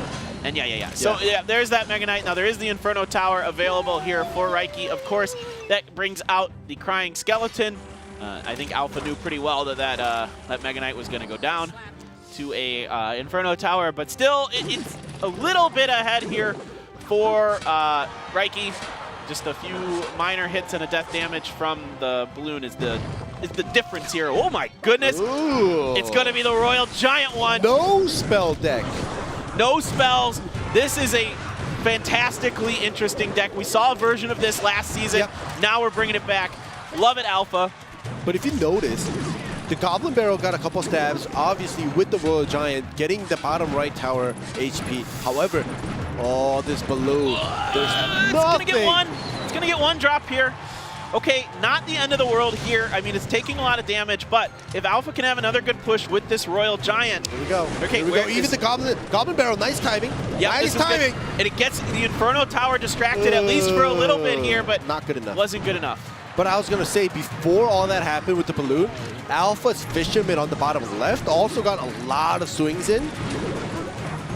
Yeah, but, you know, but now, seeing this, it's not going to be good enough, yeah. Nope, he knows it now. I mean, one skeleton can't even get to that tower in time. The Inferno Tower should be available indeed. Yep. Just not enough air defense available here for Alpha. All right, well, as the last player on PONOS' side for King of the Hills, Reiki Jones, keep them floating for a little while longer. Yeah. They float on. Yeah. With these minor balloon decks. They're 2-1 with them so far today. They really have been practicing this deck. This is pretty interesting because it's not really in, I mean, it's always in meta because it's a good deck. I mean, and it's a deck that especially way back in the day, Mikan Booyah really popularized as a very strong player with it, but now they're kind of busting out their old strats here. Exactly, and my brain might be fried, but didn't Rad play the balloon as well? Yep. Because I know Kota did, and I was kind of, you know, telling you. I know 100% Kota played. Not Rad. Oh, Rad didn't play the balloon? Okay, no, okay. Tenga did in the 1v1. Yeah. And then I was going to say, like, Tenga played, okay. And Kota, on the first game of King of the Hill for PONOS, played the exact same deck that Reiki Jones played. So I was going to say, if Rad played that deck as well, it just means that, you know... It was an air deck, but it was lava. Oh, it was lava. Yeah, I remember. I remember. Rad played lava. Yeah, they're liking the air. Yeah, they're liking the air, and it just seems like they've been practicing. And I think Alpha, in a way, knew that some kind of air was going to come out, and the reason he brought the Royal Giant and the Mega Knight was just to crazy hard counter push it, but it didn't work out because of that Inferno Tower. Well, what you're ideally trying to do with that Royal Giant Mega Knight deck is split lanes. The problem is when the balloon is coming through, it's too fast, it's too furious, right? Oh my goodness. Too fast and too furious. Glad you picked up on that. Oh my goodness. So, too fast, too furious, and you don't have enough time to do those split lane pushes, because ideally what's happening is you're dropping the Mega Knight defensively somewhere, taking out a bunch of ground units, and then that Mega Knight is coming over the bridge pretty healthy, and then you put the Royal Giant on the other side, and all of a sudden you've got, like, what do you do if you're defending that? You don't have many answers, even with an Inferno Tower. Exactly. So if Alpha, I think, found the hole to do that, it would have kind of pushed back Reiki Jones and, like, held him off for putting down the balloon and, you know, made him focus on defending. But, you know, there was never a chance. Reiki Jones didn't give Alpha any chance to do that. Yeah, it was really, really nicely done there by Reiki. Coming up big for PONOS here now. He's got to do it 2 more times in a row, though. Yeah. Nuri is up first against him. And, oh, man. Reiki, dude, if he can do this, he is going to absolutely lose his mind. This guy already... He already lost his mind. Right. He's already... every time something good happens, he's very excited. But if he can 3-0 this, it's going to be very exciting for him. So we're waiting a little bit. Nobody so far wanting to show anything from their hand. And, okay, it's going to be the Royal Ghost from Reiki. There's going to be a P.E.K.K.A. immediately dropped here from Nuri. Really fascinating to just insta-drop that. It's going to be the P.E.K.K.A. as well from Reiki. So no shenanigans this time tricking me with that Royal Ghost. And then you bring the Royal Hogs as well. Yeah, or the Royal Recruits. Yeah. I still want to see that. Some, yeah. We could see it again. We saw it in Clash Royale League Asia. Season 1 and 2. Yep, Seasons 1 and 2. And then we saw it in West. Yeah. Day 2 there, their first week. So pretty fascinating to see that card is finding some play now. And now it is Nuri who's going to try and turn everything around here with Balloon Miner. Though. Yeah, that's really, really nicely done here. It is not enough, though, because it just blows by. And now are we going to trade towers, potentially? I don't think there's enough damage up on the top, and that's going to be a tower down for Reiki. Uh-oh. Reiki Nuri just did a scratch on his cheek there. He's like, oh, what do I do now? Because the Ram Rider was good, but the thing is, the miner in the back was taking the attention away for that Princess Tower. So while the balloon was snared, if the Princess Tower hit the balloon, then he wouldn't have lost the tower at least. Yeah. But obviously, that good miner placement bought him the time. Yeah, it was really nicely done here by Nuri. The timing was perfect. Yeah. And now he can just counter P.E.K.K.A. with P.E.K.K.A. and it's totally fine. And Reiki's got to find some way to deal with that. And maybe Dragon's not the best. It helps, but then you can throw these bats down. Okay, the Lightning's going to clean all this up. So maybe this baby dragon can get through and get a belch or two here. Because now we're splitting the ice golem on the right-hand side, and Nuri's just cycling the miner. I know, for a second there, I'm like, did Raiki just send that's what I was like, wait, I'm looking at Raiki's deck, I was like, wait, did he kick out the I'm miner? like, you shouldn't have a miner in this deck. Like, what's going on? No. It was oh my goodness. I'm glad you saw me throw my hands up. I was like, what? No. Nuri just cycling the miner there. He just, there's he'd rather have defense available here than not. He doesn't need to do any damage to that Princess Tower. There's no point in going after that at all, since you've already done more damage to the King Tower. All right, here we go. There's only 10 seconds left. Raiki didn't give up. He is literally just spamming everything, and he sees giant snowball, and he falls back, and he knows it's GG. Ooh, it was such a big push coming here for Raiki, but it's just not quite enough. Nuri is able to hold on, adding that P.E.K.K.A into the Miner Balloon deck to really throw a wrench into things and offer a stout defense against Raiki Jones. Wow. All right, Nuri, even though he's the only player that hasn't played 1v1s, I mean 2v2s yet on DragonX. July, Alpha, True Fast, Line, they've all played at least one game of 2v2. Nuri is the only one that's been playing only the 1v1s and the King of the Hills, and so far, undefeated. The guy looks unflappable. Yeah. He looks just like he is completely calm, cool as a cucumber up there. Love what I see from him. It's just, and then he got some big smiles coming here from DragonX as they continue to find great success here in Clash Royale League Asia 2019 season number 2. And we're moving on here shortly. Well played by PONOS. It was a very close match as we expected, but this is seeming to be DragonX, an emergence of a strong team here. But next up, we have another really strong team going up against a team that's been struggling so far, but we did see Talon find a way to beat Kicks. Can Detonation recreate that? It's going to be a really exciting matchup here, SEA versus Japan. Last match of the day coming up next.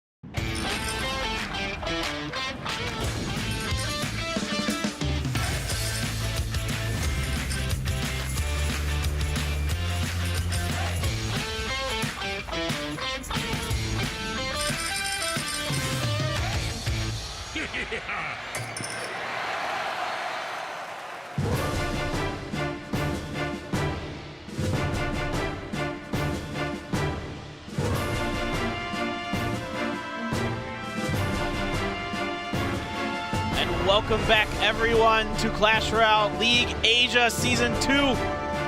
We are getting into our final match of the day here in Seoul, South Korea. It's going to be Kix versus Detonation Gaming, and Kix is one scary team, so Detonation Gaming going to have to pull out all the stops here ending to find a way to break through.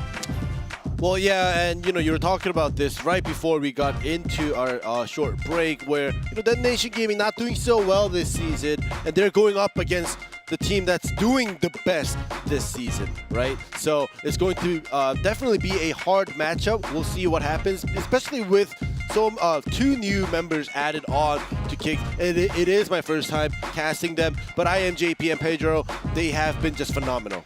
They're incredible players, very, very strong, especially Pedro has been great. Of course, we've pretty much only seen Onion and Legend in the 2v2s. Is that going to continue to be the case? We've got Mountain up on the stage today, so maybe something's going to be a little bit different in their lineup. We'll see exactly what they're thinking. And over here is Detonation Gaming, and they need to turn things around. It's not been the ideal season for them so far. They're 1-3. Talon already lost today, so if they can win here, they can at least push themselves ahead of Talon, tie up with PONOS at 2-3.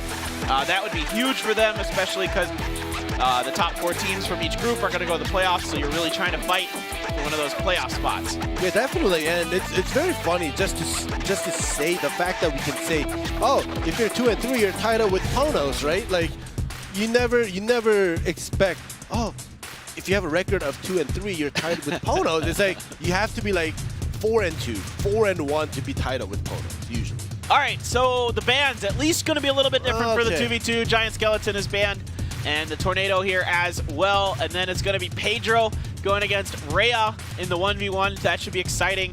And then Mountain and Hane x Hane available for King of the Hills here. So pretty much back to normal here for Kix with Pedro in the 1v1 set. The guy's been pretty potent so far. Yep. Rhea has been all right for Detonation Gaming, but overall Detonation hasn't been great. Yeah, just because Detonation, they are currently 1-3, right? So when you look at their records, most or majority of their games played, whether it be 2v2, King of the Hill, or 1v1, it's going to be mostly losses. So we'll see if they can pick things up like you were saying. But I'm just going back to the 2v2 bans, and now the fact that Graveyard isn't banned, we're going to be seeing a ton of Graveyard, Freeze, Poison coming out. Yep, I think you're right. I think we're going to see a lot of Graveyard Freeze, potentially. Maybe yeah, I'm pretty sure we will. I can't. I wouldn't be surprised if we didn't see it. Yeah.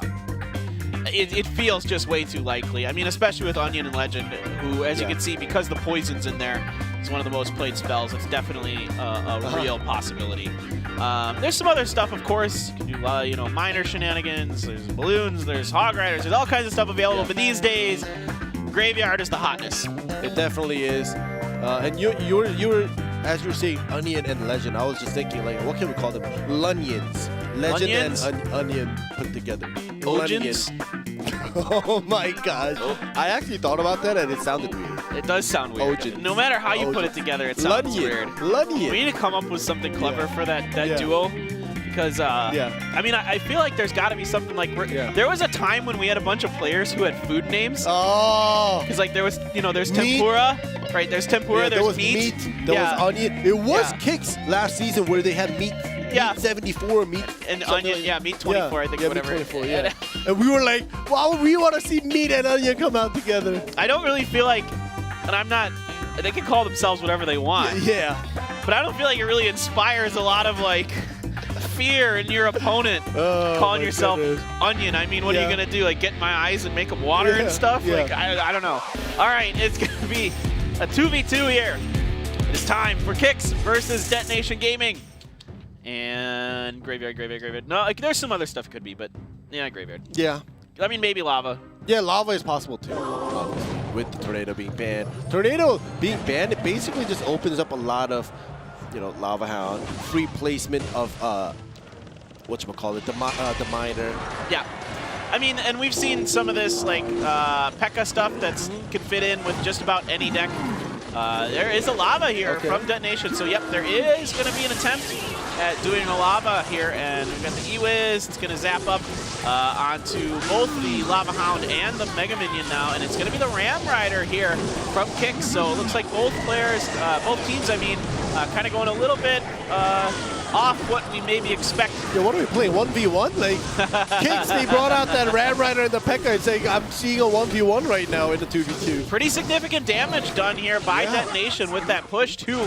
Down to 1,258. So with those pups and the miners and other things, it is quite a bit of damage here onto Kix's bottom right-hand Princess Tower. Yeah, the unfortunate thing is I don't think Kix had any units in their starting hand to like well defend against that Lava Hound early, because the P.E.K.K.A., the Dark Prince, and the E-Wiz was focused onto Detonation Gaming's Baby Dragon, so it wasn't slowing down the Lava Hound at all. So that weak Lava Hound plus the pups did a ton of damage. Well, as soon as you drop the P.E.K.K.A., then you bridge spam the Lava Hound, because that's the same amount of elixir for both, but P.E.K.K.A. can't hit Lava Hound, so you're going to get that Lava Hound in there a lot quicker. All right, we've got an E-Wiz in here trying to zap up this Inferno Dragon. It's going to be Bomb Tower now. We don't see this too much these days, but it's a pretty good defense against the Ram Rider here.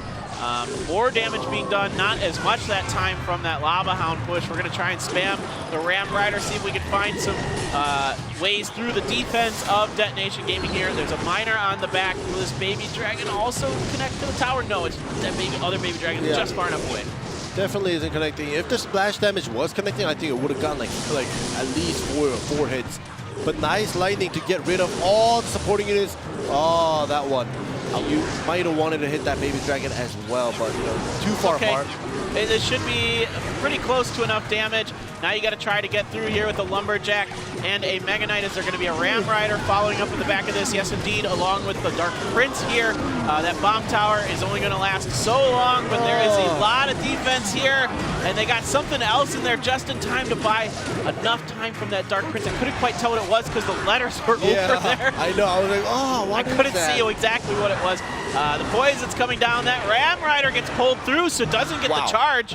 Nicely done by Detonation Gaming. That transparency of that Ram Rider going through the Princess Tower, right? Like, it phased through the Princess Tower because of that fisherman, but great I don't know about the physics of that. I'm not too sure. Yeah. Well, the fisherman was a magical fisherman. So he's a magical fisherman. Yeah, magical fisherman. I think it's safe to say that everything in Clash Royale is magical. Yeah. Even the magical archer is double magical. Yeah, the magical archer, right? But anyways, a great game, and it's just unfortunate to see that Kix at the start, it already kind of tilted the game towards Detonation Gaming when they didn't have enough anti-air units to initially defend against the Lava Hound coming through. They had to put down the P.E.K.K.A. They had to put down the Dark Prince to kind of, in a way, somewhat counter push that Lava Hound, but they just took too much initial damage. Gosh, I can't see because of that icon. Yeah. It's like I want to know what happened underneath there. I can't really quite tell. That's okay. It is going to be Detonation's game here now. Kix is taking their timeout right now. They really want to think this one through and get this 2v2 squared away, because they want to, they don't want to go to King of the Hill. King of the Hill is a little more chaotic than the 2v2 and 1v1 sets, because in these sets you have time to react to what your opponent is doing, not so much in King of the Hill. So they're going to use their timeout here to really think this one through and try something a little bit different potentially. I mean, there was the lightning available, so bringing an Inferno Tower seems a little risky. You can do you can bring some other things like an Executioner if you expect your opponent to go Lava Hound again.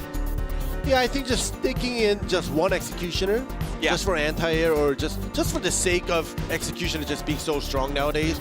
And I think it might just somewhat complete the deck if you're able to work around the elixir amount that you're comfortable with. But we'll see, because I also want to say that just one loss for Kix, for especially Onion and Legend, is nothing, because all of their games except for one, they always had at least one loss, right? Yes, during that game. That's true.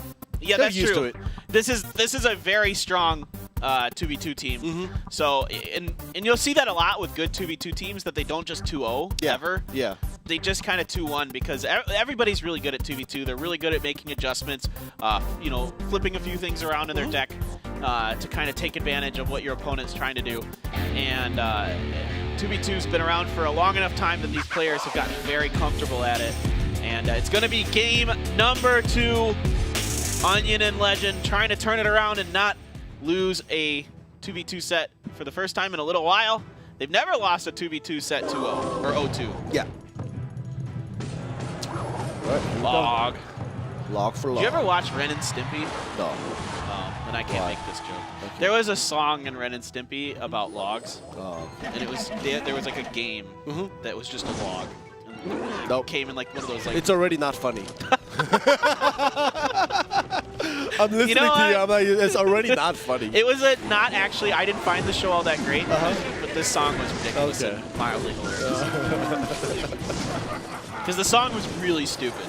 Like, it was like just a stupid the funny. lyrics were so dumb. Okay. Because it was like, it's like log, log, it's better than bad, it's good. Log, log, log, something, something, it's wood.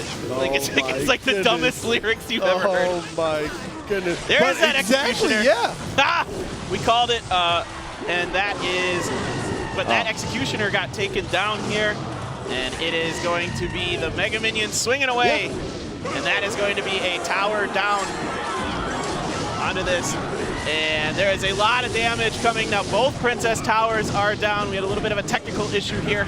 Yeah. Lost the sound in my ear. Yeah, I hope you guys can hear us. I hope you can hear us. Okay, Yeah, yeah, we're but- good to go. Okay, that top King Tower is very, very weak here.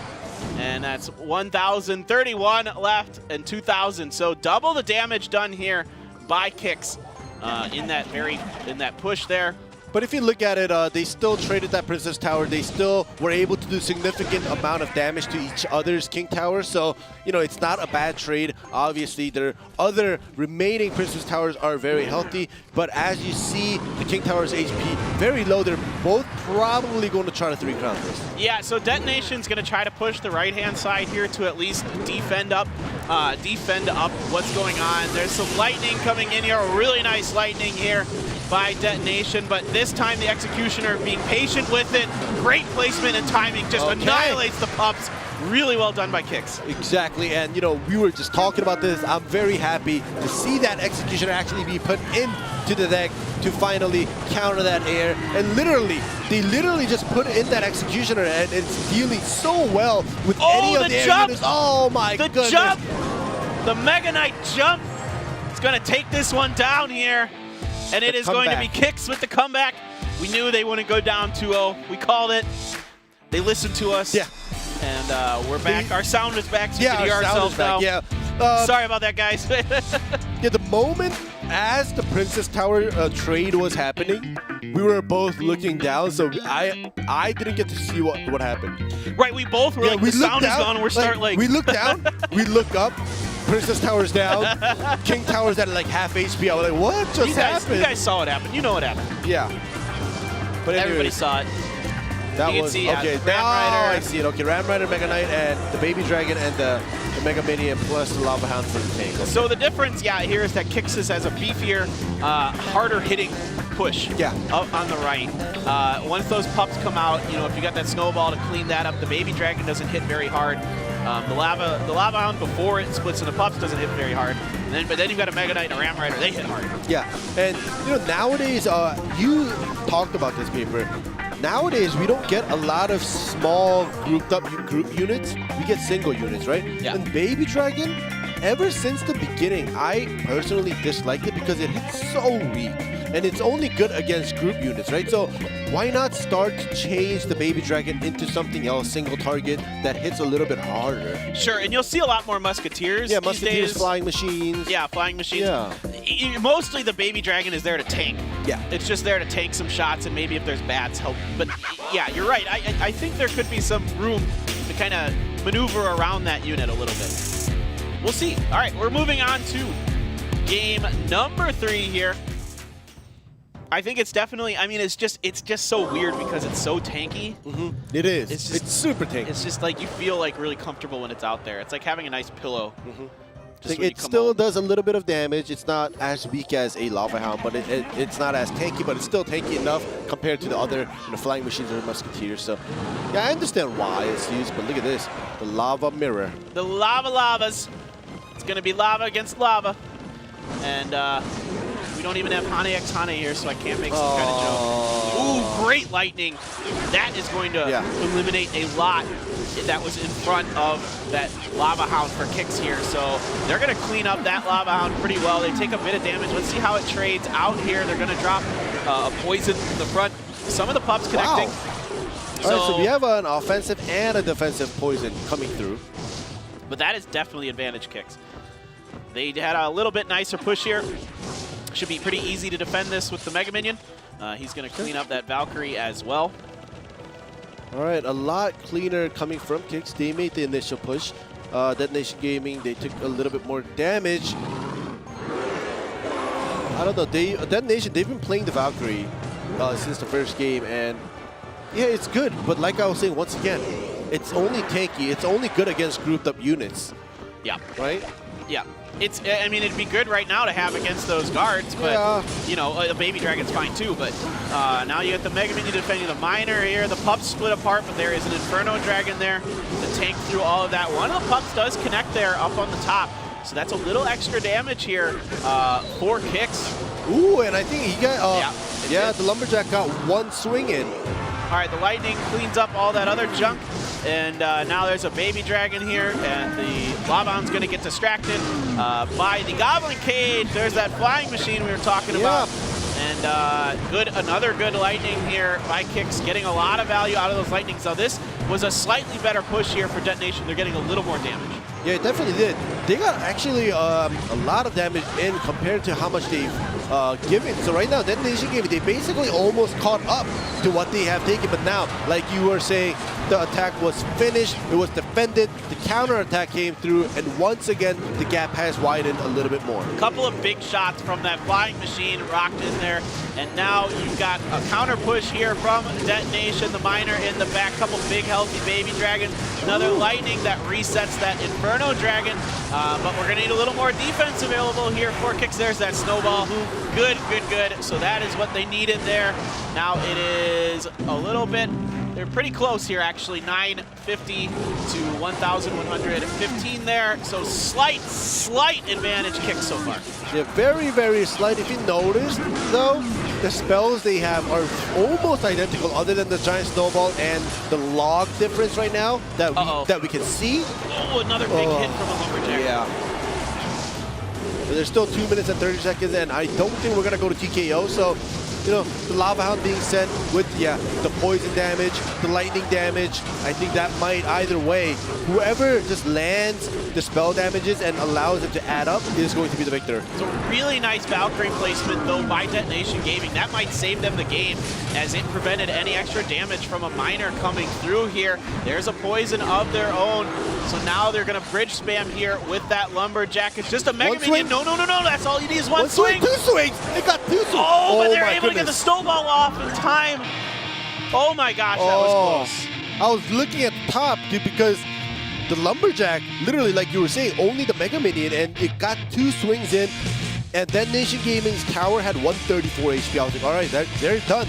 But as I was saying that you were screaming because they got the tower down already. Yeah, it was really fast there at the end. Just enough damage, you know, to get the Lightning and the Snowball in there, and they were able to cycle into it fast enough. Just barely ahead of Kicks there.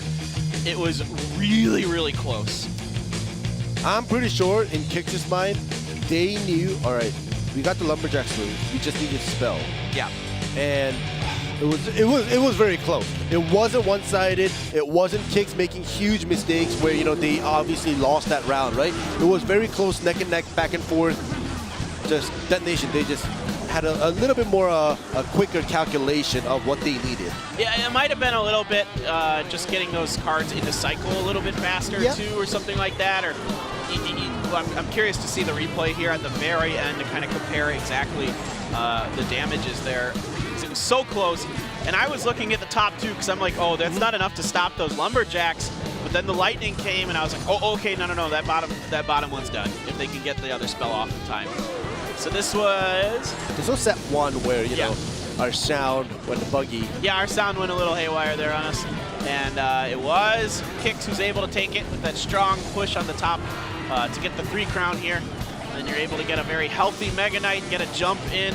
Lightning too little too late there. Yeah. And down went Detonation in that one. But yeah, this was game 2. Now we're into game 3. This is what we have to watch. What happens at the end. Because all the way until the end, they were just going back and forth. Early game, Kix had the lead. Detonation Gaming in mid-game kind of came back to it. And then at the end, it was just literally just one spell away for each other. And I'm telling you, there was a Valkyrie placement on the back of this for Detonation.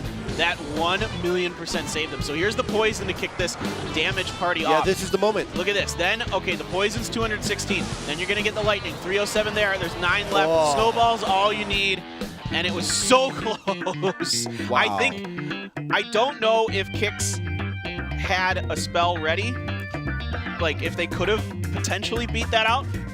When they were... Yeah, you're excused. I choked, on myself a little bit there. But, when they were sending that Lumberjack, they also put down that Mega Minion, right? And while that was happening, Detonation Gaming, because after defending, they still had 2 Baby Dragons alive that was pushing through, right? Yeah.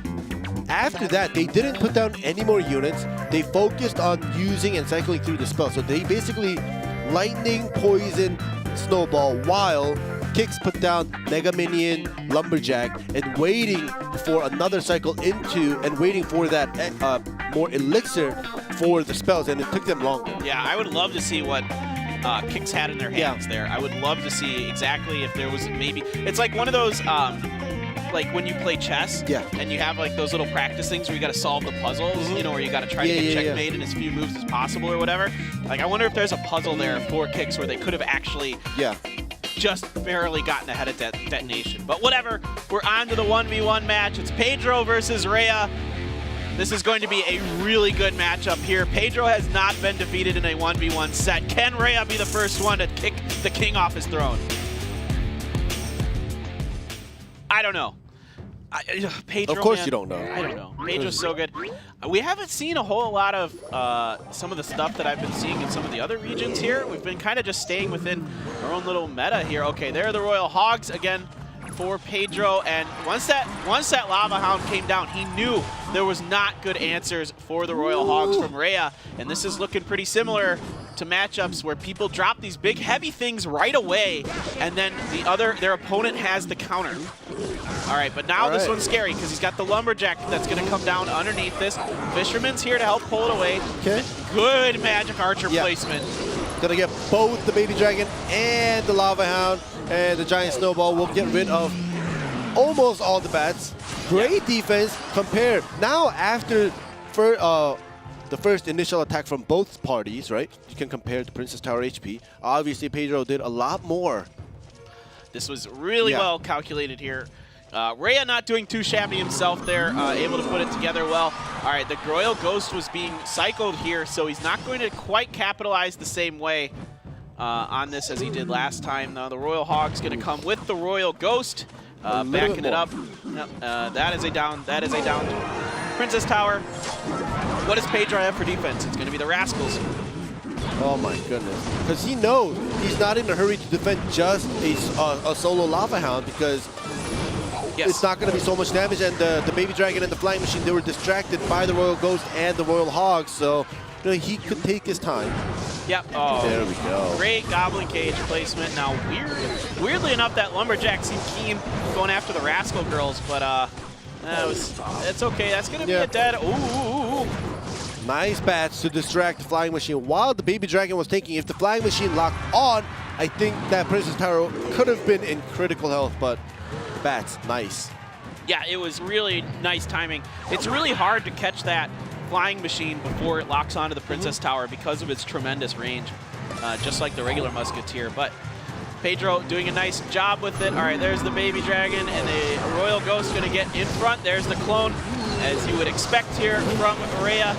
And it looks to be pretty decent because there aren't terribly great spells available for Pedro to counter the clone here, just the Snowball. Ooh, so this is going to be a Princess Tower down here. Now, Pedro is just ever so slightly ahead in damage on the other Princess Towers, though. All right, here we go. The Royal Hog is going through, and the Magic Archer will get a couple piercing arrows in as well. And now it locks onto the Lava Hound, unfortunately. So it will get 2 piercing arrows with the Royal Hog's chip damage. Yep, so he's still slightly ahead. Now we're going to drag everything over. The clone comes down. This time he saved the snowball, but he misses the flying machine. Yeah, and the baby dragon clone, I think. Is that clone or is that the real one? Oh, that's the real one, sorry. Oh, man, and look at those skeletons come in there with the rage. Well timed here by Rhea, taking down Pedro with the lava clone. Oh, boy. Oh, boy, boy, boy. One more win from Rhea. I think it's possible, and Detonation Gaming might be just climbing up ever so slightly. This is really fascinating. You know, the funny thing is, Pedro has never lost even a single game in his 1v1. Yeah. Like, he hasn't lost the whole set at all. He's undefeated. Right. But he's always 2-0'd his opponents. Yeah. This is his first game loss of the season. That's nuts. I mean, he did lose a King of the Hill, but not in 1v1. Yeah, exactly. I just want to make sure. Some keyboard warriors out there, he lost the King of the Hill game. We're talking about 1v1 sets, people. Yeah, 1v1 sets. He's always 2-0'd his opponents 3 games. First game ever lost, I think. Obviously for him as a player, he probably doesn't care as long as he somehow wins. Yes, you don't care. But for me, when I'm looking at the records and, you know, the stats, already it's amazing that Rhea is able to beat someone so strong.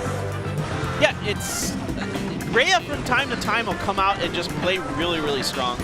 And I'd like to see more consistency out of Rhea. I think he's a good player. Yeah. But he struggles from time to time. It's like I've seen him play so well, and then other times I'm just like, oof, not so good. But maybe today's the day where he's on, and he's going to bring the win here for Detonation. The opposite of what you probably expect going into this.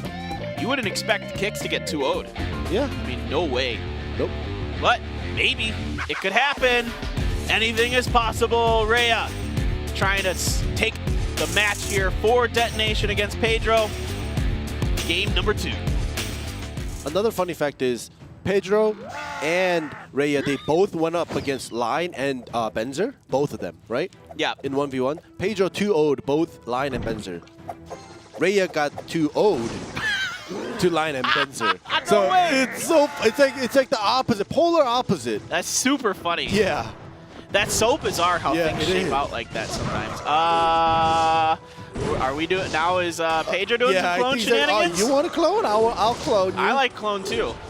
Clone's fun. Yeah, it is. It's very fun. Ooh. Rhea thinking about potentially some. Yeah, this is 1,000,000%. Yeah. 1,000%. Okay, so. Okay, well, that clone, it hurts me. No, the giant skeleton's the giant in there. skeleton, okay. Okay. Now this isn't the end of the world. One giant skeleton bomb you can recover from. No, it's end of the world. It literally is. Like, I was gonna say it was the end of the world when that log came through as that clone happened. Yeah. It literally just got rid of everything. It's the but end. As that giant skeleton reached that Princess Tower, it was, yeah, you can continue singing. This is an REO Speedwagon song in the making. All right. I'm so old, I make the most like obscure references. I swear that flying machine's gonna lock on there as well. I told you, end of the world. You might have been right. Rhea, I mean, we think this is probably Royal Giant here for Rhea. So yeah, definitely. Like, I'm not gonna even try. Yeah, and look at this lumberjack right there, and that's a problem. Yeah, the fisherman isn't even gonna pull it. It's just gonna be in the back. He was too close. Yeah, he was too close. So that's not good. I mean, you're getting a little bit of damage here, but now this Princess Tower is going to be Scary Town. Nice early clone, and luckily the Mega Minion locks onto the real witch, so it's gonna keep the fake witch or the cloned witch alive. Obviously the log will clean it up, but it could have produced a lot of skeletons. Yeah, there could have been a lot of problems there. Now this time, if you're gonna drop that Royal Giant on the right-hand side, you have to be ready for that lumberjack, and you have to have something. You got to place that fisherman better. There you go. That is much better. That is much better. Now the furnace does get in the way. Okay. That doesn't buy you a tremendous amount of time though, because now you're going to get onto this. Even with the tornado, that's not far enough to drag that Royal Giant over.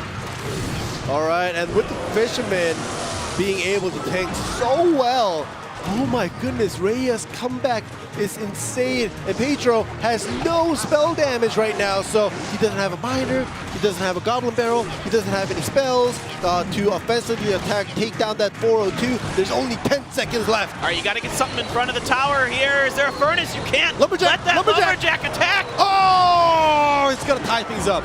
Yeah, wow. That ties it up now. Rhea is still pretty comfortably well ahead here, and now that he's got the Royal Giant, he's got a few more options to build up steam. He can either try to bridge spam on the left, which makes it a little more tricky because you can drop the Lumberjack in some different positions to counter the Royal Giant, or you can, okay, he's gonna go for it here. He's got the setup he likes behind it. The Lumberjack was already spammed behind the tower. Furnace is gonna go down, and this is gonna be a tornado to back all of this up. There's a lightning here from Rhea. Single target lightning. Well, I think he expected it to hit the Lumberjack. Yeah. And the Lumberjack got pulled out because of that tornado. Yeah, that was, I guess, lucky? Rhea, I think Rhea, yes, I was going to say, Rhea should just bridge spam But, here. yeah. He's got to try to go for the win. He can keep all of this at bay. That is so unlucky. Oh my goodness. That it wasn't, there wasn't enough room for the Lumberjack on the other side of that river. Good news, you have the Baby Dragon available for defense, so it's totally fine. You know what I'm thinking?